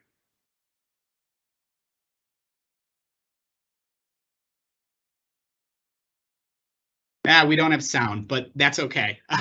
What I can, I'm sure some of you know what Ted Lasso is. This whole clip is about how boot in UK speak, at least, can mean soccer cleats. It can mean the trunk of a car. And obviously here in the United States, that means something very different, all with the same word. So it creates, like I was saying, a problem of definitional ambiguity. Next slide, please. So just to help us think through what this problem really is and what it means and what its practical effect is, just a few thought exercises that go over a lot better when we're all in person. So I'll just have you all think quietly to yourselves for this. So the first one is ask yourself whether you could define a motor vehicle in 2 sentences or less. Or could you explain the difference if you were prompted between industrial and utility? Or outdoor power equipment and lawn and garden equipment and construction equipment? How about what the difference between what competitive circumstances mean and how you might substantially change them? So if we really spent time to sit here and jot down your thoughts on these, I doubt any of us in this room are going to come up with the same definition or description of any of these terms, right? And the same holds true, unfortunately, for state legislatures. Motor vehicle is a great example. In some states, motor vehicle might mean sort of what we all traditionally think as a motor vehicle, a self-propelled 4-wheel vehicle that carries people and things across highways, right? In other states, that might also extend to motorcycles and ATVs. In other states, it might include the engines and the accessories that are a part of a car. And then in one state that will remain nameless, it can include lawnmowers and farm equipment, right? Things that we don't traditionally think of as motor vehicles. Next slide, please. So why do these matter to you? I've already spent the first 5 minutes talking about the definitions. They matter to you because these statutes treat definitions as the threshold issue, right? The definitions are what dictate whether you and your channel partners are going to be regulated in any given state. When regulation does apply and you are within the purview of the statute, almost every decision you can make related to your channel network is potentially going to be hamstrung by these definitions. from the most significant, like termination, which was the whole scope of Bobby's presentation, all the way down to the seemingly insignificant and innocuous, like contract modification. These statutes, if they apply, can impose some serious, strict, and severe consequences on compliance, and they set hurdles that are very, very high for you to clear in order to pull off a termination or even a contract modification without liability. Next slide, please. So Bobby said and Mike previewed that there's just a variety of state statutes, right? And we'll go into some of these. This is just a high level listing of the types of state statutes that you might see across the United States. Some of these you all might be familiar with, and we'll get into a little more detail on the next slide. So the first category that we like to think of when we're thinking about what are the types of state statutes are statutes with broad applicability, right? And these are the statutes and the states that can give the folks on this call the biggest headaches, right? So the idea here is these statutes regulate manufacturers and suppliers' relationships with their channel partners based on the nature of the relationship and not necessarily what you're making, right? It's not defined by the type of widget you manufacture. It's defined by the type of relationship that you have created between you and your channel partners. This means obviously coverage for some of the more traditional dealers that we would think are regulated by state statutes like farm equipment or industrial equipment. But it also regulates some very non-traditional service providers, right? There's a great example in the state of Wisconsin where golf professionals were found to be regulated dealers under the Wisconsin Fair Dealership Law, something that's obviously not within the boundaries of what we would understand a regular dealer to be. Next slide, please. The next, and these are ones that you all are probably the most familiar with, are industry-specific statutes. These statutes key everything off of the type of widget you're manufacturing. They'll define equipment very clearly, well, I shouldn't say clearly, very carefully, and that will determine whether you are covered. The problem here is it's sometimes easy for your channel partners to argue that they resell equipment as that is defined by the statute, and not a lot that you can do sometimes to refute that when the legislatures are imprecise with their definitions. Next slide, please. So I think it'd be useful for us to just talk a little bit about some of the nuances of these definitional ambiguities before we get to ways you can mitigate your risk. So we'll walk through 3 or 4 examples of the nuances that these statutes can create and the problems that they can create for you. So the first one is legislatures in some states will actually parse out the differences in the distribution chain. They might draft a statute that regulates a dealer of yours so long as that dealer is selling to the end user, but where that channel partner is just reselling to other resellers, right? So selling at wholesale, they might not be regulated. That can actually work in your favor, right? So the Minnesota Motor Vehicle Sale and Distribution Act is a great example. It restricts a manufacturer's ability to terminate a new motor vehicle dealer, but it specifically excludes distributors, right? So you might actually have the ability to terminate a distributor, someone who sells to another reseller, without worrying about the state statute. Whereas if you're terminating a dealer, you would fall within the boundaries of the statute. Next slide, please. So vague, ambiguous, and undefined terms. This is another, this is sort of the bane of our existence sometimes. So these industry-specific statutes will use terms that the folks in this call probably understand, right? Industrial, construction, utility, right? And that is what defines whether you're covered or not. The problem is the folks on this call aren't often the ones that are the arbiters of whether you violated the statute or not, right? Unfortunately, industry lay people like judges and arbitrators are the ones that are asked to interpret these statutes. And when those judges and arbitrators don't have industry experience, they might not appreciate that there's a difference. between industrial equipment and outdoor power equipment, or construction equipment and utility equipment. And what that leads to, unfortunately, is strained application of these laws to your relationships, right? You might think and know in your heart of hearts that you do not make industrial equipment, but if the judge in northern Wisconsin disagrees and doesn't have the same industry experience as you have, you're unfortunately stuck in a situation where you're going to have to comply. Next slide, please. So non-exclusive lists of equipment. This is another example of a nuance that can be created. This one's less common, but you take an industry-specific statute where typically you're looking at what's the definition of industrial, what's the definition of construction equipment, but you're throwing the including but not limited to phrase on the front.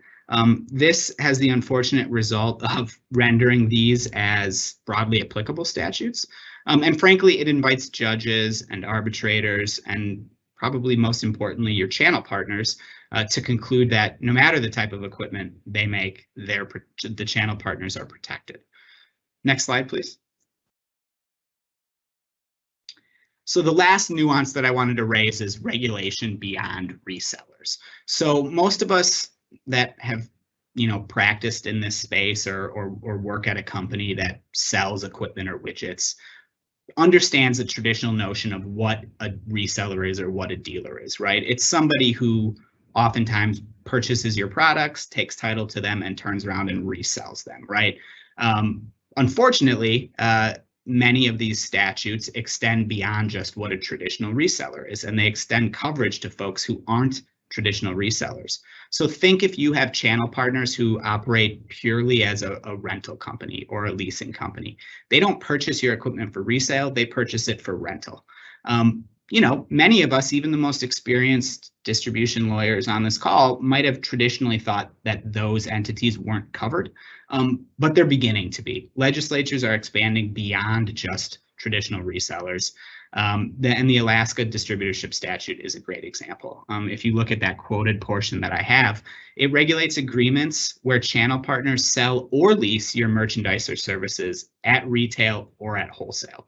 So if your channel partner leases your equipment to other business entities that don't turn around and sell to an end user, that may be a covered channel partner, and that's not typically the traditional type of channel partner that would be regulated by these statutes. Next slide. So this slide would make a lot more sense if you would have heard the Ted Lasso video, but revisiting the boot problem, right? So there's definitional ambiguities. It's difficult sometimes to parse out what the state statutes are really intending to cover based on the definitions. We're presented with an issue where, unfortunately, the folks in this room aren't the ones interpreting those definitions. It's lay people, judges, and arbitrators. And what that leads to is, unfortunately, incongruent answers or sometimes no answers at all. That problem is sort of further compounded when you're dealing with a channel partner, a dealer or a distributor of yours that serves a multi-state territory, right? You might have a distributor that covers the entire Northeast, and you might have that distributor argue that they are regulated one way in one state and a completely different way in another state. And you might take the position that, well, the actual state law that should control gives them no protection at all. And this is the unfortunate result of the boot problem, right? Where you have the same terms and the same dealers being treated differently across state lines. Next slide, please. All right, so let's get to the actual practical points of this presentation. So what can you do as lawyers and business people in this room to mitigate your risk across the map with respect to your channel partners? The first is you need to come to grips with the fact that there is a vast array of channel partner, channel network decisions that you can make that might be impacted by these statutes. So you've seen this list before, you'll see it again, and I'm just going to list them now. Contract termination, modification, product line discontinuation. Your company decides you want to discontinue a product line.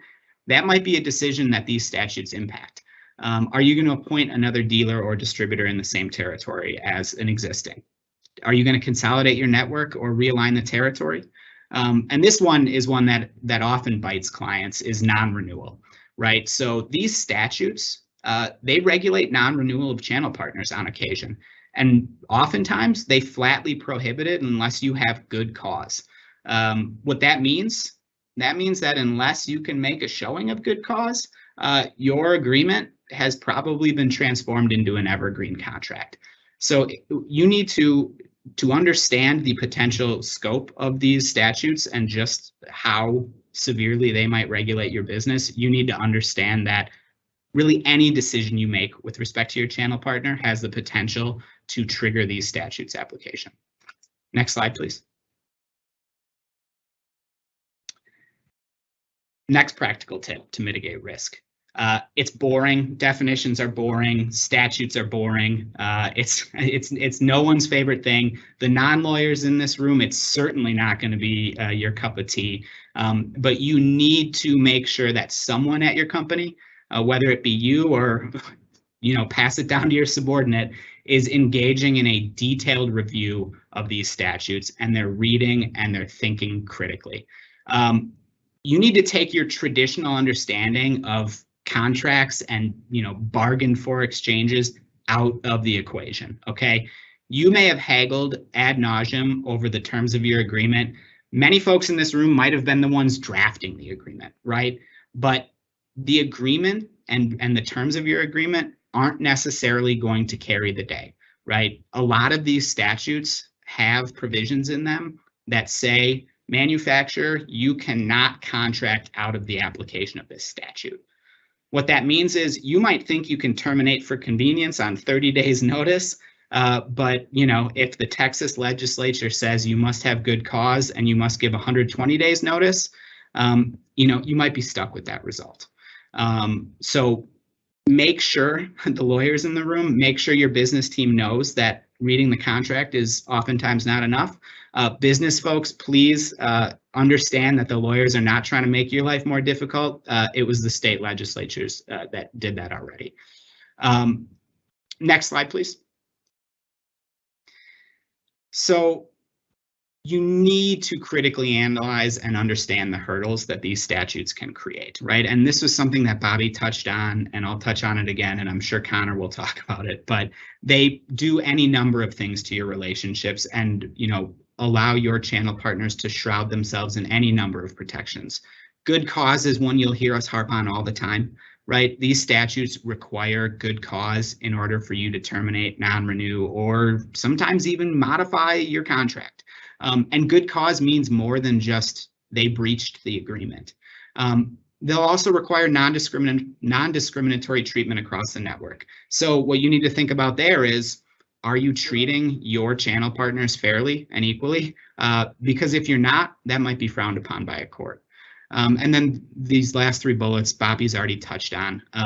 Pre-termination notice requirements, they vary widely, some as short as 30 days, others seriously as long as 18 months, so over 1 year. There are also pre-termination cure periods and inventory repurchase, which is something that businesses are now attuned to, but occasionally you'll find a client who's surprised that they have to repurchase $5 million worth of inventory from their largest distributor at the time they terminate the contract. Next slide, please. Educate your business, folks. The business people on this call, you all are being educated now. Lawyers on this call, please go back to your business people and let them know the risk associated with flouting these statutes and ignoring these statutes. If you run afoul of them, you might be on the hook for monetary damages, lost profits to the dealer, lengthy and expensive litigation, which obviously leads to a long delay in securing your business objective. And then these last two are really, really important for the business to understand. Injunctive relief is available under a lot of these statutes.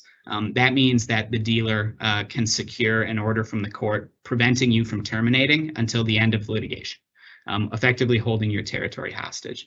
And attorney's fees. A lot of these have fee shifting provisions for successful dealers, which has the unfortunate result of throwing salt in the wound for you where you've now funded litigation against yourself if the dealer is successful. Next slide, please.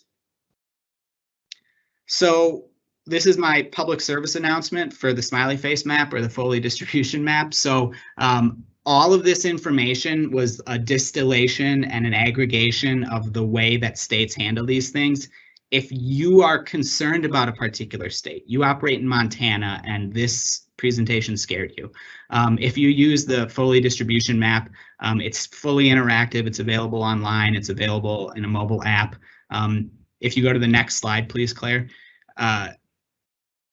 It can show you, and this is maybe difficult for you all to read, but this is with respect to Wisconsin, we really get into the minutia of exactly how these statutes cover manufacturers and dealers and what notice requirements are imposed, inventory repurchase, termination restrictions, and we have this for all 50 states and Puerto Rico on that map, and Washington, D.C.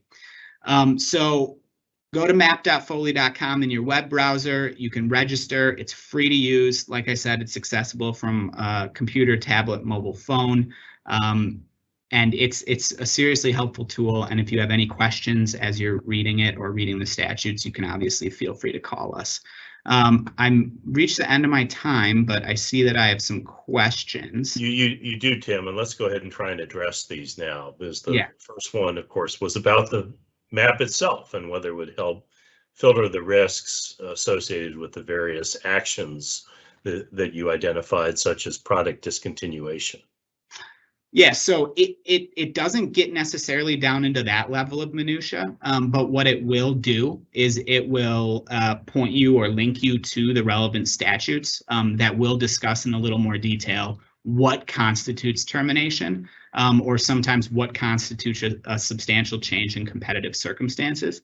Unfortunately, something like product discontinuation or contract modification does fit within the definition of substantial change, but that definition isn't set forth in the statute, right? It's actually the case law that has interpreted the statute. So if you're ever in doubt, call one of us. Chances are we've litigated or have advised on the statute, and we'll have a lot better sense of whether that type of action would potentially trigger liability. Another question was whether if the contract requires good cause and if a statute requires good cause, then whether you need to satisfy both the contractual definition and the statutory definition. Yeah, I would say when in doubt, and Mike, feel free to weigh in, but I would advise clients to try to comply with both. I mean, you don't want to open yourself up to liability under these statutes. You also don't want to comply with a statute at the expense of breaching your agreement, right? So when in doubt, I think we want to make sure we're complying with all obligations imposed on us. And the last question for you before we let you go is one that could take all day, but I know it won't. And that's whether or how the courts have dealt with choice of law provisions in the agreements, and if to the extent to which those affect which protections of state law do and don't apply, especially if there's a multi-state territory. Yeah, that is a presentation that could take all day. I can tell you that the sort of the threshold question will usually be, as Mike knows, is there an anti-waiver provision in these statutes? And if there is, how have the courts interpreted it, right? Because if it exists in these statutes and courts have interpreted it as setting a public policy of the state to forbid contracting out of these state laws, your choice of law provision is probably not going to carry the day, unfortunately. And that obviously gets further complicated with multi-state territories. It's something that, I don't know who submitted this question, but if they want to talk further about it, feel free to email me, Mike. We can get into what is inevitably going to be longer than a 1-minute explanation of how multi-state territories affect choice of law provisions. All right, well, thanks again, Tim. We've been fortunate to have Tim talk about navigating the variety of existing state statutes, but what complicates matters even further is that the legislative landscape is constantly changing, and we're fortunate to have To help address that this afternoon, Connor Sabatino in our Madison office, who keeps up on all the changes as they're dropped in. One of the challenges, besides interpreting the statutes, is simply keeping up with them, because they often are dropped in literally at the 11th hour when a state legislature is in session. So with that, I'll turn the floor over to Connor. All right, thank you, Mike. Thank you all for being here. I appreciate Bobby and Tim laying out the charcuterie board of state laws, and now I get to talk about how the sausage is made. Go ahead, next slide, Claire. One common theme you've heard throughout the day today is that motor vehicle dealer laws act as a canary in the coal mine for the other regulated industries, and typically provisions that we see pushed by auto dealers associations elicit a response by other associational groups of wanting a similar protection. Mike Lockerbie earlier referenced the creep of industry laws. I also sometimes use the words copycat or watered down to describe the other regulated industries. They tend to mimic motor vehicle dealer laws, but not always to the fullest extent. And one explanation for that might be the rebalancing of bargaining power between manufacturers and dealers in these different regulated industries. One of the things that I do at Foley's Distribution and Franchise Group, and it's a recent task that I took over from Bobby Howell, is to every week run sort of searches we've crafted around proposed legislation so that I can circulate updates internally at Foley to our distribution and franchise group. So it seemed fitting that I take this newfound experience and transition that into a presentation to you all about what is going on here. And one thing I thought was worth calling out at the top of this is the development of the EV transition, shaking up the traditional, I believe Mike Lockerbie earlier referenced, an us versus them posturing that has sometimes been the lens through which these laws are viewed. What has happened with the EV industry and EV startups is these are companies without a traditional dealer network who are coming at this from a blank slate, and it's created a tension where you now have, in essence, a third party gaining steam in what has traditionally been a two-party system, and it's really knocking down walls about of preconceived notions where folks might fall on certain issues. And I pose the question whether our EV transition is going to create an inflection point in regulated industries, because if the dealer laws really start getting torn down thanks to the EV transition, the follow-on question is, what does that mean for the other industries? Next slide. So we're talking about changing the law, and it's important to understand we're talking about state laws written by state legislators that probably have a dealer presence in their own individual district, whereas they likely have little to no manufacturing presence. I am located in Madison, Wisconsin. I don't believe there's much of any automotive manufacturing presence left in this state. Certainly suppliers, ancillary work related to automotive production, but not the traditional factories. Meanwhile, we have 99 state representatives in Wisconsin, each with a district of about 60,000 people. And I quickly looked, Wisconsin has over 3,000 licensed vehicle dealers in the state. So you can imagine the presence that one finds in an individual legislator's state. I often like to joke with folks that the dealer owners in their district are probably some of the wealthiest folks in their district. They probably sponsor the softball league or whatever it might be locally, whereas the automotive manufacturers are virtually unknown to these state representatives. You have very active state lobbies that are then promoting these laws, pushing the bills, helping to draft the bills.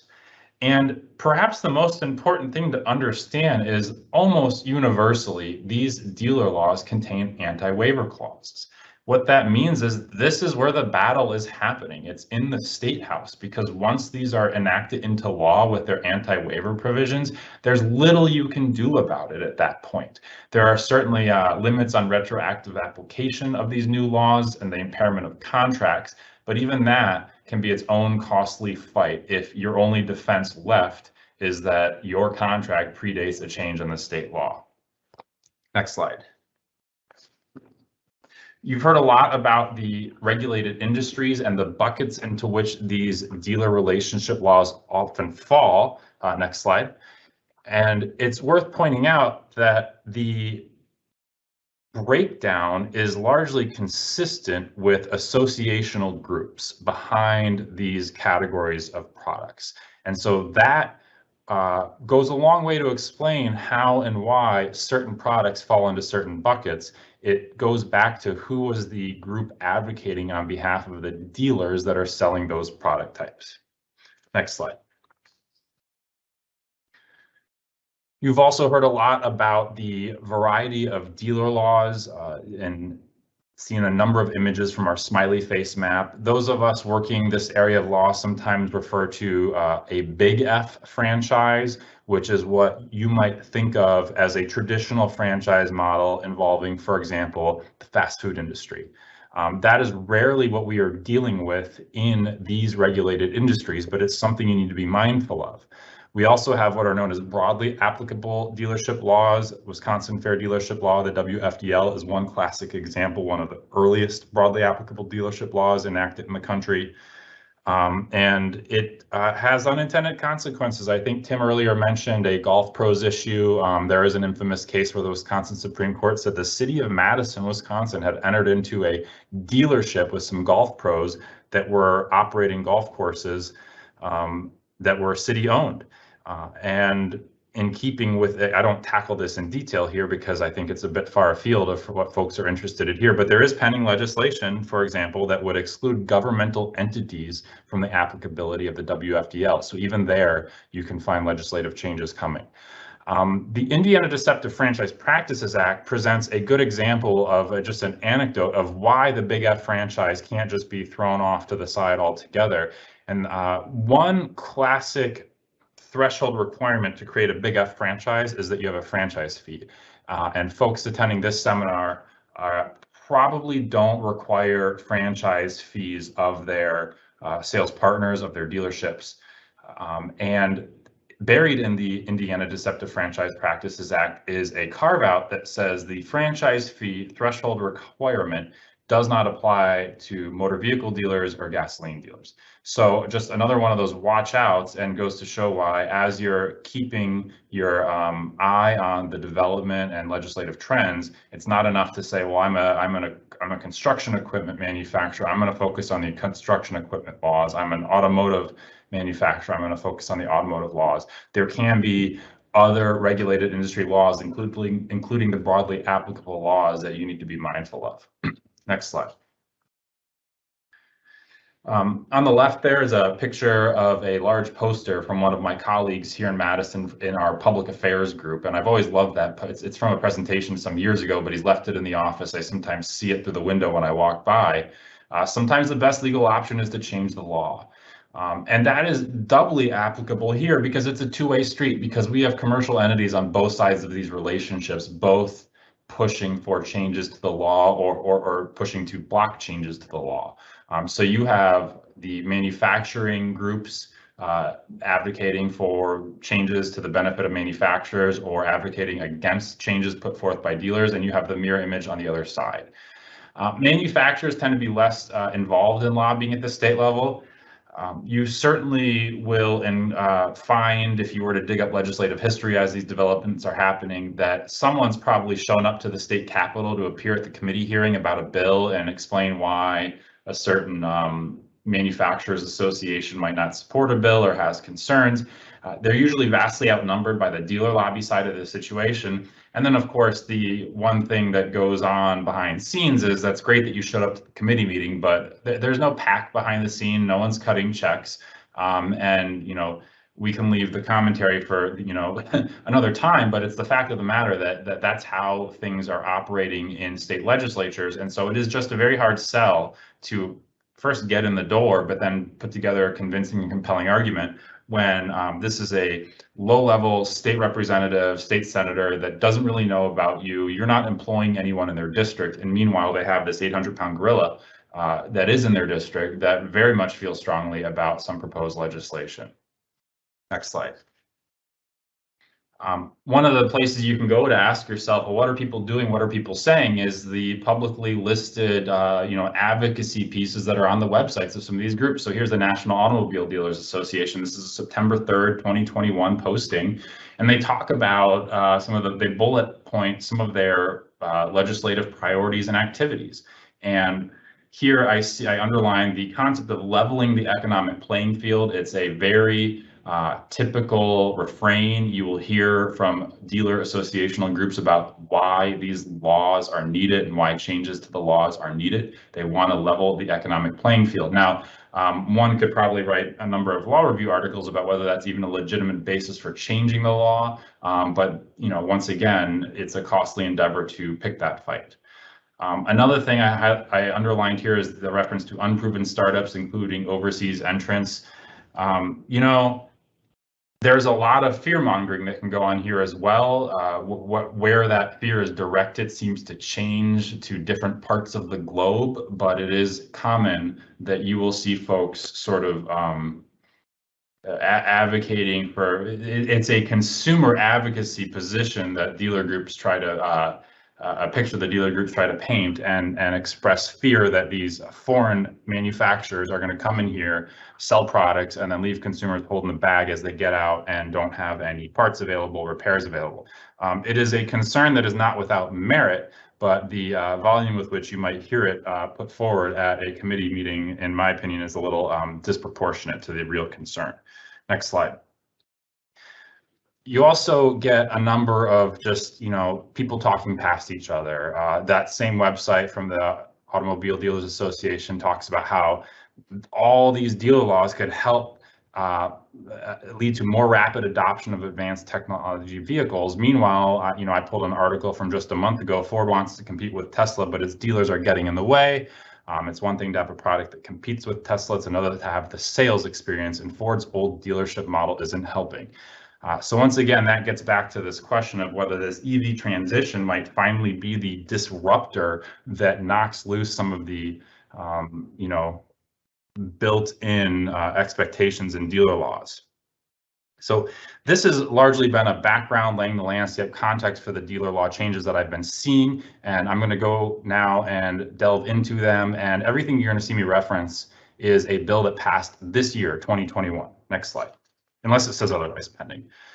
Warranty reimbursement is probably the #1 most active area of dealer law changes, and it's a pretty easy sell for dealers to basically say, look, if I'm obligated to perform warranty repairs for these manufacturers per my sales and service agreement, I need to be compensated accordingly for that. And they're running into state legislatures to effectively amend their contracts and set the reimbursement rates as a matter of law with, again, anti-waiver provisions, so you can't contract around. What we're seeing is the inclusion of recall and stop sale campaigns being added to the warranty reimbursement laws. You previously might have owed something for warranty work. There was ambiguity whether that same law applied to recall work. So you've seen a number of states over the past years and continuing into this year expand to recall and stop sales work. In the equipment dealer world, you're seeing travel time added to reimbursement requirements. That's because unlike an automotive product where a customer might bring it into a dealership, a larger piece of construction or agricultural equipment might have broken down in the field, and the user expects the dealer to travel to them to make the repair. And so a common trend is codifying a requirement that manufacturers compensate for the travel time of those technicians traveling to broken down equipment in the field. You also just generally see a creep of the amounts owed. Maybe it used to be a negotiated amount. Now it's a codified amount of 18%, for example.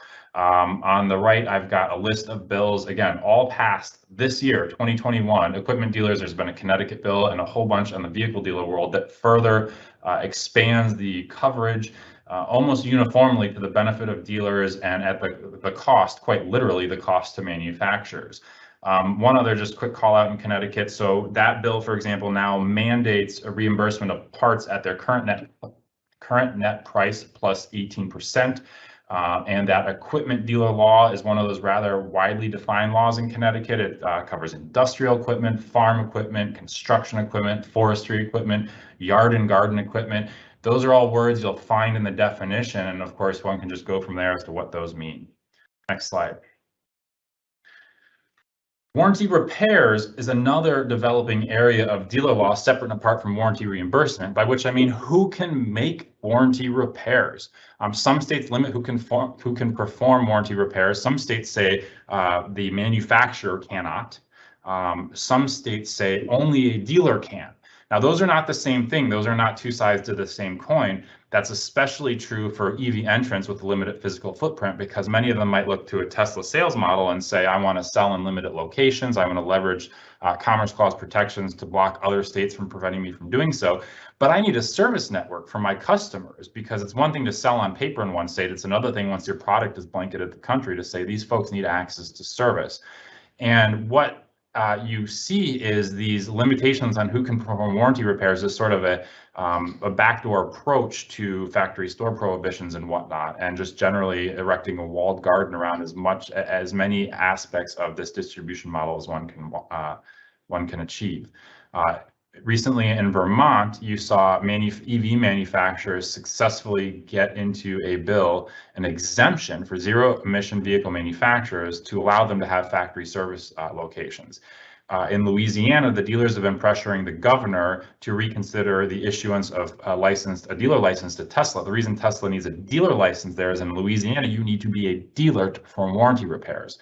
So the governor has asked the Louisiana Motor Vehicle Commission's executive director to reconsider that issuance of a license, which would have the effect of shutting down Tesla's only service center in the state. And this is going to be a growing issue as more EV entrants come to market and need service access for their customers. Next slide. Post-termination equipment repurchase is an ongoing battle. It's a very large cost of exiting a relationship with someone, especially if they've got a large floor plan, a lot of products on the floor. Iowa recently amended its equipment repurchase laws so that it is a two-way requirement. A number of laws will say if a manufacturer terminates, and as a result, you sometimes get a voluntary termination, and the manufacturer takes the position that there's zero repurchase obligation because they are not the terminating party. They did not start that process. And so Iowa expanded to say, look, if a dealer is terminated for any reason, this equipment repurchase requirement applies. And this is something that has happened in years past, and I expect it to continue to happen. And honestly, I think it's sort of sloppy drafting where they said if a manufacturer terminates, here's what happened. The legislators probably meant for it to happen either way, but that's not always written into the law clearly, and now they have to go fix it up. Next slide. Factory stores and direct sales are another common fight right now because of the EV transition. EV manufacturers are targeting existing carve-outs. There's a lot of laws out there that were written just for Tesla that allowed them to operate by inserting a grandfather clause. No one else can leverage that clause, so you see some targeted attacks. New York, Washington are examples of pending bills that just eliminate the grandfather clause so a new EV entrant can take advantage of that. In some states, Delaware, Texas, Wisconsin, the EV entrants are just going for it all and just not the grandfather clause approach, just let us sell direct. Meanwhile, in Illinois, Tesla's got a number of locations that have been operating under dealer licensing for years, thanks to a Secretary of State interpretation there that is now the subject of a major lawsuit. There are 6 pages worth of named plaintiff dealers on the lawsuit, with the Secretary of State, Rivian, and Lucid as the named defendants challenging that prior interpretation. So this is going to continue to be an ongoing battle. Next slide.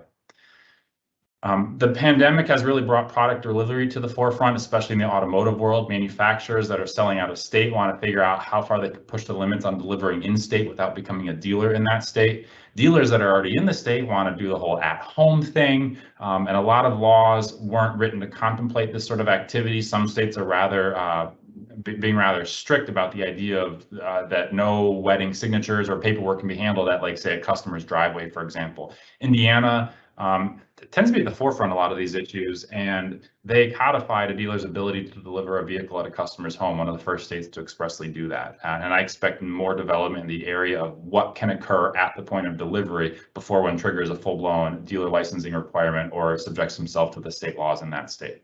Next slide. Leasing is another, sister to selling that is not always clearly in or out of dealer laws. In early 2020, Tesla was fighting with Delaware to open a so-called gallery, and Delaware said, you're not even allowed to display your vehicles. Even if they're not for sale, you just can't even do it. We don't want to let you do anything here. And then they figured out, well, there's a separate set of laws for leasing dealers as opposed to selling dealers, and there's no factory store prohibition there. So Tesla went and got a leasing dealer license. They opened up a leasing location. They can give test drives. They can display the cars ostensibly under the umbrella of leasing only, but of course they've got what they want. And so what do you see now? You see the dealer lobbies reacting. Arkansas, South Carolina, Vermont. These are all bills that have passed in 2021 alone that expressly add leasing to their direct sales or factory store prohibition.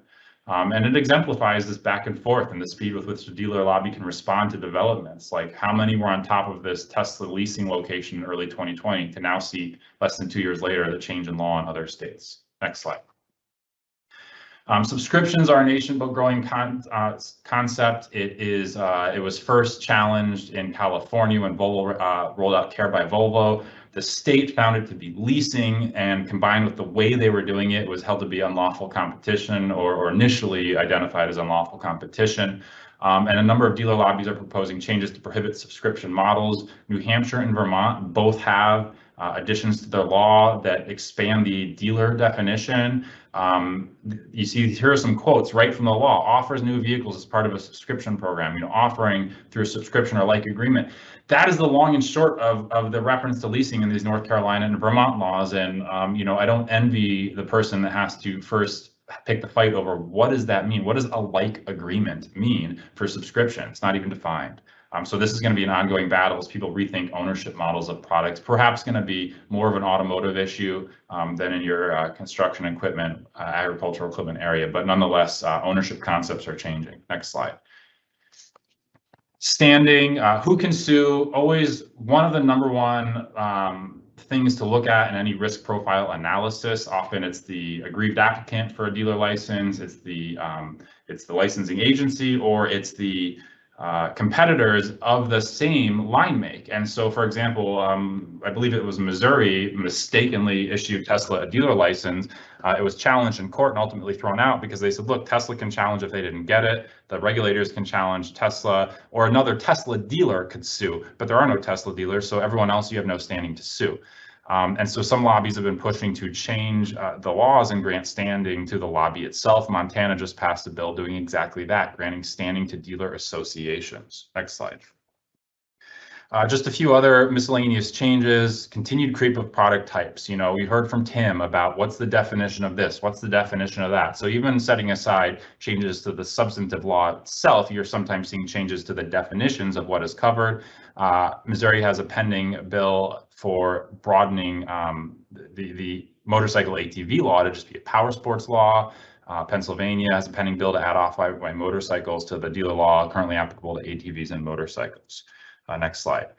And I'm going to wrap with some of the more interesting things I've seen recently, which is New Mexico has been a major battleground for Tesla for a couple of years now, and they've had zero success lobbying the New Mexico legislature. And yet September 9th, 2021, they opened their first sales and service location in the state of New Mexico. And to be pedantic, one would say it wasn't in the state of Mexico. They opened it on tribal land beyond the reach of the state dealer law. Next slide.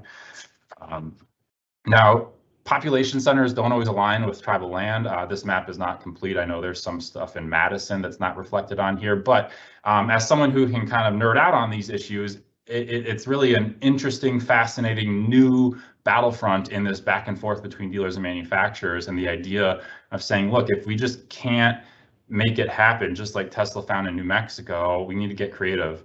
And I think much like Tesla with the leasing dealer license, and then the reaction by dealer lobbies, and now this tribal land approach in New Mexico, it's very illustrative of the cat and mouse game that just continues to happen between manufacturers and suppliers on the one hand, and your distributors and selling dealers on the other hand. So in closing, I expect that, over the course of my career, this EV transition is going to really bring about a number of changes to the dealer laws, and perhaps some of the more comprehensive changes that we've seen since their early inception. And it remains to be seen how all of those changes in the automotive world will reverberate through the rest of these regulated industries and shake up what has sort of been a pretty static set of typical dealer laws that we've seen for a number of years. So. Thank you all for your time. I apologize I went a little over, and I don't think we have any questions in the chat. All right. Well, thank you, Connor, and I'm glad to learn. I'm glad to learn that offshoring can include New Mexico, and that's kind of a nice segue into our next and final speaker of today's program, Mike Walsh, a partner in our Washington office, and he's going to return to one of the trends that Austin Hufford from the Wall Street Journal mentioned earlier in the day, which is because of various supply chain disruptions, the pendulum swinging back even more than it was previously against offshoring to perhaps at least diversifying against risk by reshoring or nearshoring. And Mike, besides his experience in private practice, brings to the table a stint recently as Chief of Staff and General Counsel of the United States Department of Commerce. So he's very up on both the business and the legal issues at this point. So with that, Mike, you're on. Great. Well, thank you very much. I really appreciate it. We can go right into the first slide, which you will see we don't really need to spend a whole lot of time on. I think we've established that there is great stress to U.S. supply chains right now. There are semiconductors, grocery stores. There is probably not a single attendee of this webinar that has not experienced an issue with boats sitting in port for days with shipping containers costing $20,000. So I think that it is well established that we are in a time of high stress, and especially around the holidays, and it's in the news every single day. Next slide, please. So I never liked it so much at my last job when in the middle of a crisis, someone would come in and try to pitch me on some long-term changes that needed to be made that would alleviate the crisis in the future. But given where things are, that's what I'm doing today. I do not have a magic bullet that is going to get your product off boats. I don't have anything that is going to help in the near term, but in the long term, we really do need to think about supply chains. And I think it is important to start thinking about moving your supply chains closer to your customers. There are really three options that are worth discussing. There's reshoring, that's bringing everything back into the United States and doing it domestically. There's there's nearshoring, which I consider Canada, Mexico, Central America, and nowadays even South America. And then there's further offshoring with diversification. This is particularly important for companies who have a lot of their supplies coming out of China. There are other countries in Southeast Asia that since COVID have been looking to get into U.S. manufacturing business. Vietnam is probably one of the bigger ones, but Malaysia, Thailand, the Philippines, and Indonesia are all looking for business from U.S. companies that are currently supplied out of China. Next slide, please. So let's start with reshoring. Reshoring is bringing everything back to the United States. There's a lot of big upside to coming back to the United States from overseas. Proximity to customers is probably one of the biggest upsides through the lens of this current crunch. But bigger picture, there are just fewer disruptions. Logistics are easier when your supply chain is close to you. Federal, state, local governments, all of them want your business. So there is government incentives, government assistance that may be available depending on what your line of business is.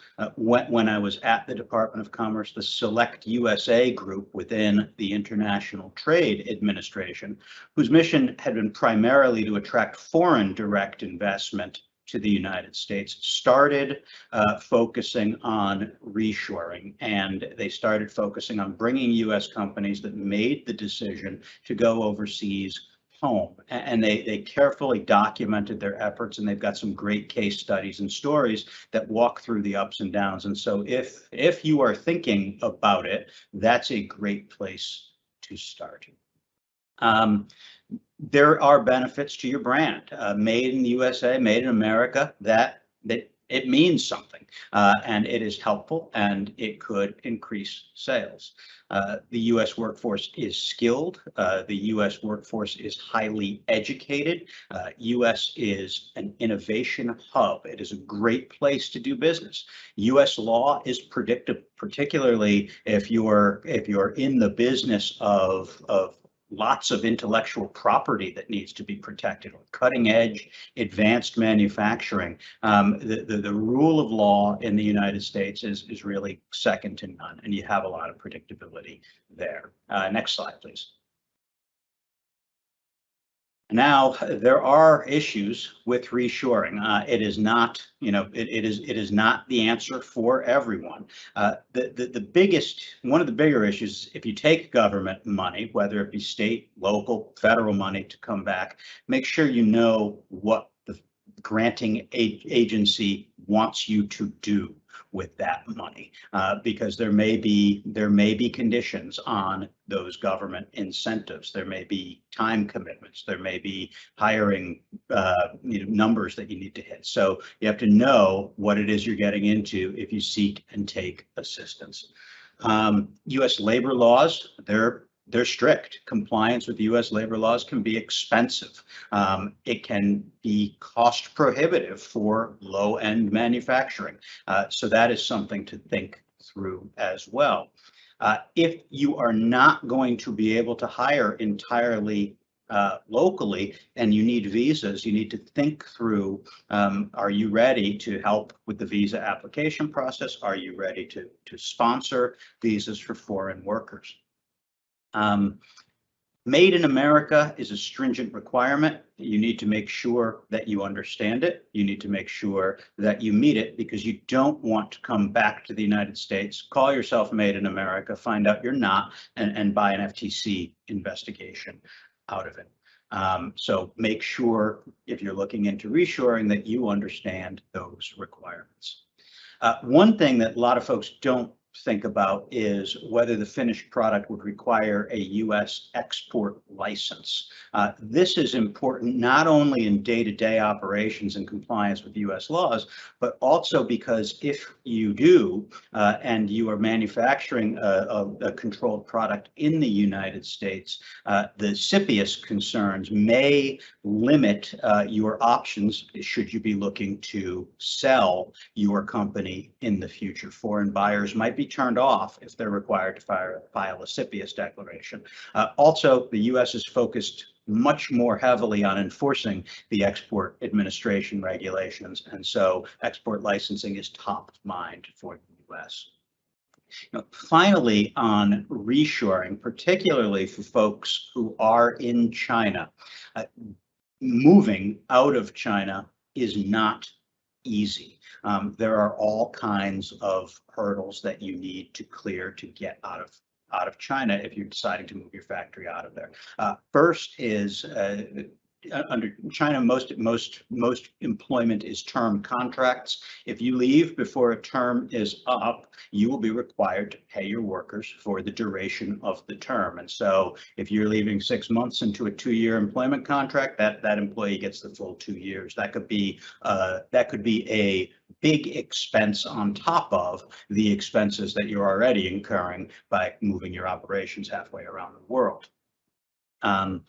In China, you need to make sure that you lock down your intellectual property. You need to make sure that you lock down your physical property. There have been stories about IP theft that I'm sure everyone is familiar with, but there have also been stories about companies unable to get their tools, to get their molds, to get their actual proprietary physical product out when they leave.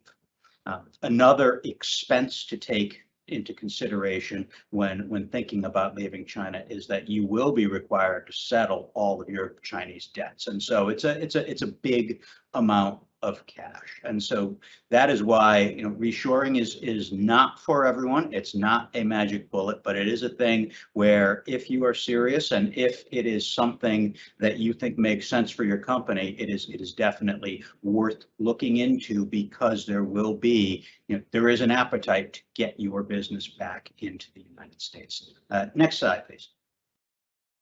So nearshoring is it's an interesting issue. When during my time in government, we didn't really focus on nearshoring very much because there wasn't a U.S. government agency that was equipped to tout it. But nearshoring also offers proximity to the U.S. market. Nearshoring involves lower costs than the United States, and nearshoring may involve government incentives depending on the location that you pick. The most obvious nearshoring location is Mexico. Mexico has a number of benefits to it. First, Mexico is part of the USMCA, which is the new NAFTA that was negotiated last year. And so getting goods into and out of Mexico does not involve significant additional expense in the form of tariffs. Mexican IP protection is high. Mexico has a number of free trade agreements that could enable your company to export directly from Mexico to other countries, if that is something that your company is looking to do. And Mexico has lower labor costs than the United States. Other options besides Mexico are companies that are countries that are part of the generalized system of preferences. That is the tariff schedule that allows certain products from countries that are part of the GSP to import goods duty-free. Countries in this hemisphere include Bolivia, Brazil, Paraguay, and Uruguay. It is worth looking into whether, if those places are attractive to you, whether the products that you make and that you're looking to bring into the United States are part of the GSP there. The United States also has free trade agreements with nearshoring countries. They're listed here. The most interesting one on the list, I think, is El Salvador. When I was at the department, El Salvador made a very big push to be an advanced manufacturing center, a greenfield advanced manufacturing center. They were looking for U.S. government assistance in encouraging U.S. companies with business in China to move to El Salvador. Honduras also made a similar push, but again, that's not what the U.S. government really does, and so it never really went anywhere. But I'm confident that those discussions are still happening.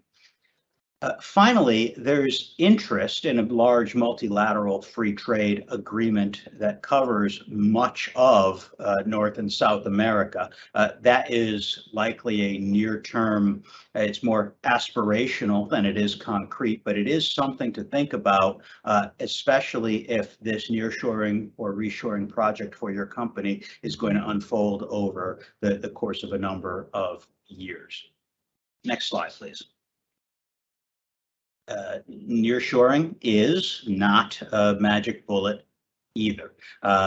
Building a factory, greenfield in El Salvador, Honduras, Central America, there are risks to that. The two biggest are some corruption and bribery issues. That is still issues in some parts of Central and South America that you will need to look out for, particularly if you're making large infrastructure investments or even medium infrastructure investments. The other is local political risk, because as regimes change, so do the policies, and there are certain There are certain political parties in Central and South America, as they go into and out of power, who are less interested in having U.S. manufacturing in Central and South America.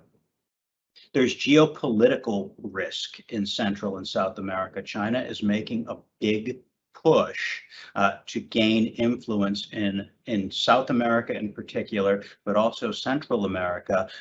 They are trying to emulate the model that they deployed very successfully to gain influence in Africa.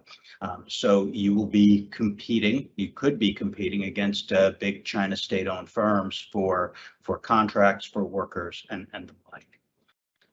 Central and South American countries have differing levels of IP protection. It's important to do your due diligence on that, particularly if your manufacturing is more advanced and if it's more IP dependent. The infrastructure varies throughout Central and South America. And so if you choose a country, make sure the region of the country is equipped to support your needs, including transportation is also can be difficult. Parts of South America are quite far from the United States, and that's something to take into account, particularly if you're going down to the southern part of South America. Finally, customs and local export requirements vary throughout as well. There's corruption risk there. You have to make sure that you have trusted local partners to help you get your goods back to the United States. Next slide, please. Let's talk about offshore diversification. This is an issue that I did focus on at Commerce. Southeast Asia, Southeast Asia has always been looking to attract U.S. manufacturers, U.S. business. During COVID, that increased pretty dramatically.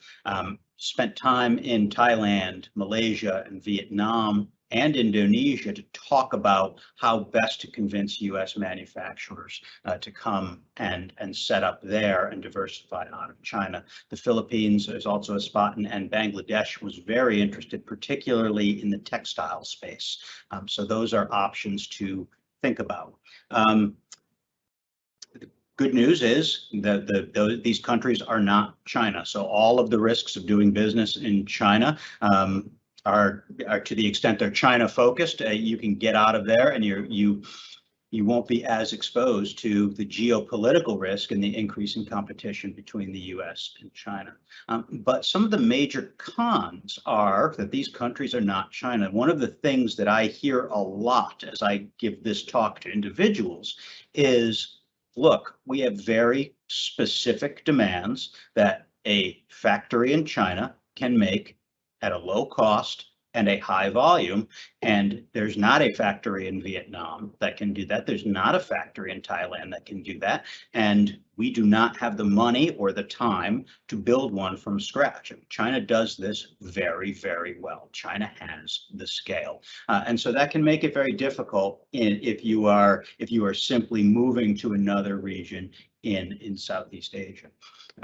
But diversification, far offshore is diversification. It may not bring your product too much closer to you, but when China's having rolling blackouts now, issues that are China specific will not impact you as greatly if you are elsewhere in the neighborhood. Next slide, please. All right, so what's the bottom line? Something's got to give. You are going to have to make a choice here. You're going to have to see whether there are other options for your company. These decisions are company specific. It depends on what your company does, how it does it, how much of it does, the level of complexity, your market share. Everyone understands that. Look, there probably won't be a war with China, but the supply chain issues are predicted to be ongoing through at least 2022. I haven't seen a more optimistic assessment, and I haven't seen anything to indicate that things are getting better and not worse. So proximity to the United States, very important. Proximity to your customers, very important. Diversity of supply chains, very important. There are people who can help on little bits and pieces of this, but we're happy to have individual conversations should this be something that your company is interested in. And with that, I will open it up to questions. Right. Thank you, Mike. It doesn't look as if we have any questions so far. So in the interim, let me go ahead and we'll have the final CLE code announcement of the day read before we close today's session. Thank you. At this time, I will announce the third and final CLE code. For those seeking CLE credit today, please record the 5-digit code on the mandatory attorney affirmation form linked in the Q&A widget.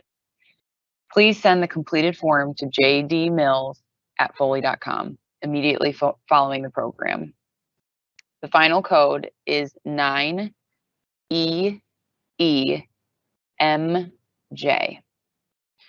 That is the number 9, E as in elephant, E as in elephant, M as in Mary, and J as in Jack. One more time, the third and final CLE code is 9EEMJ.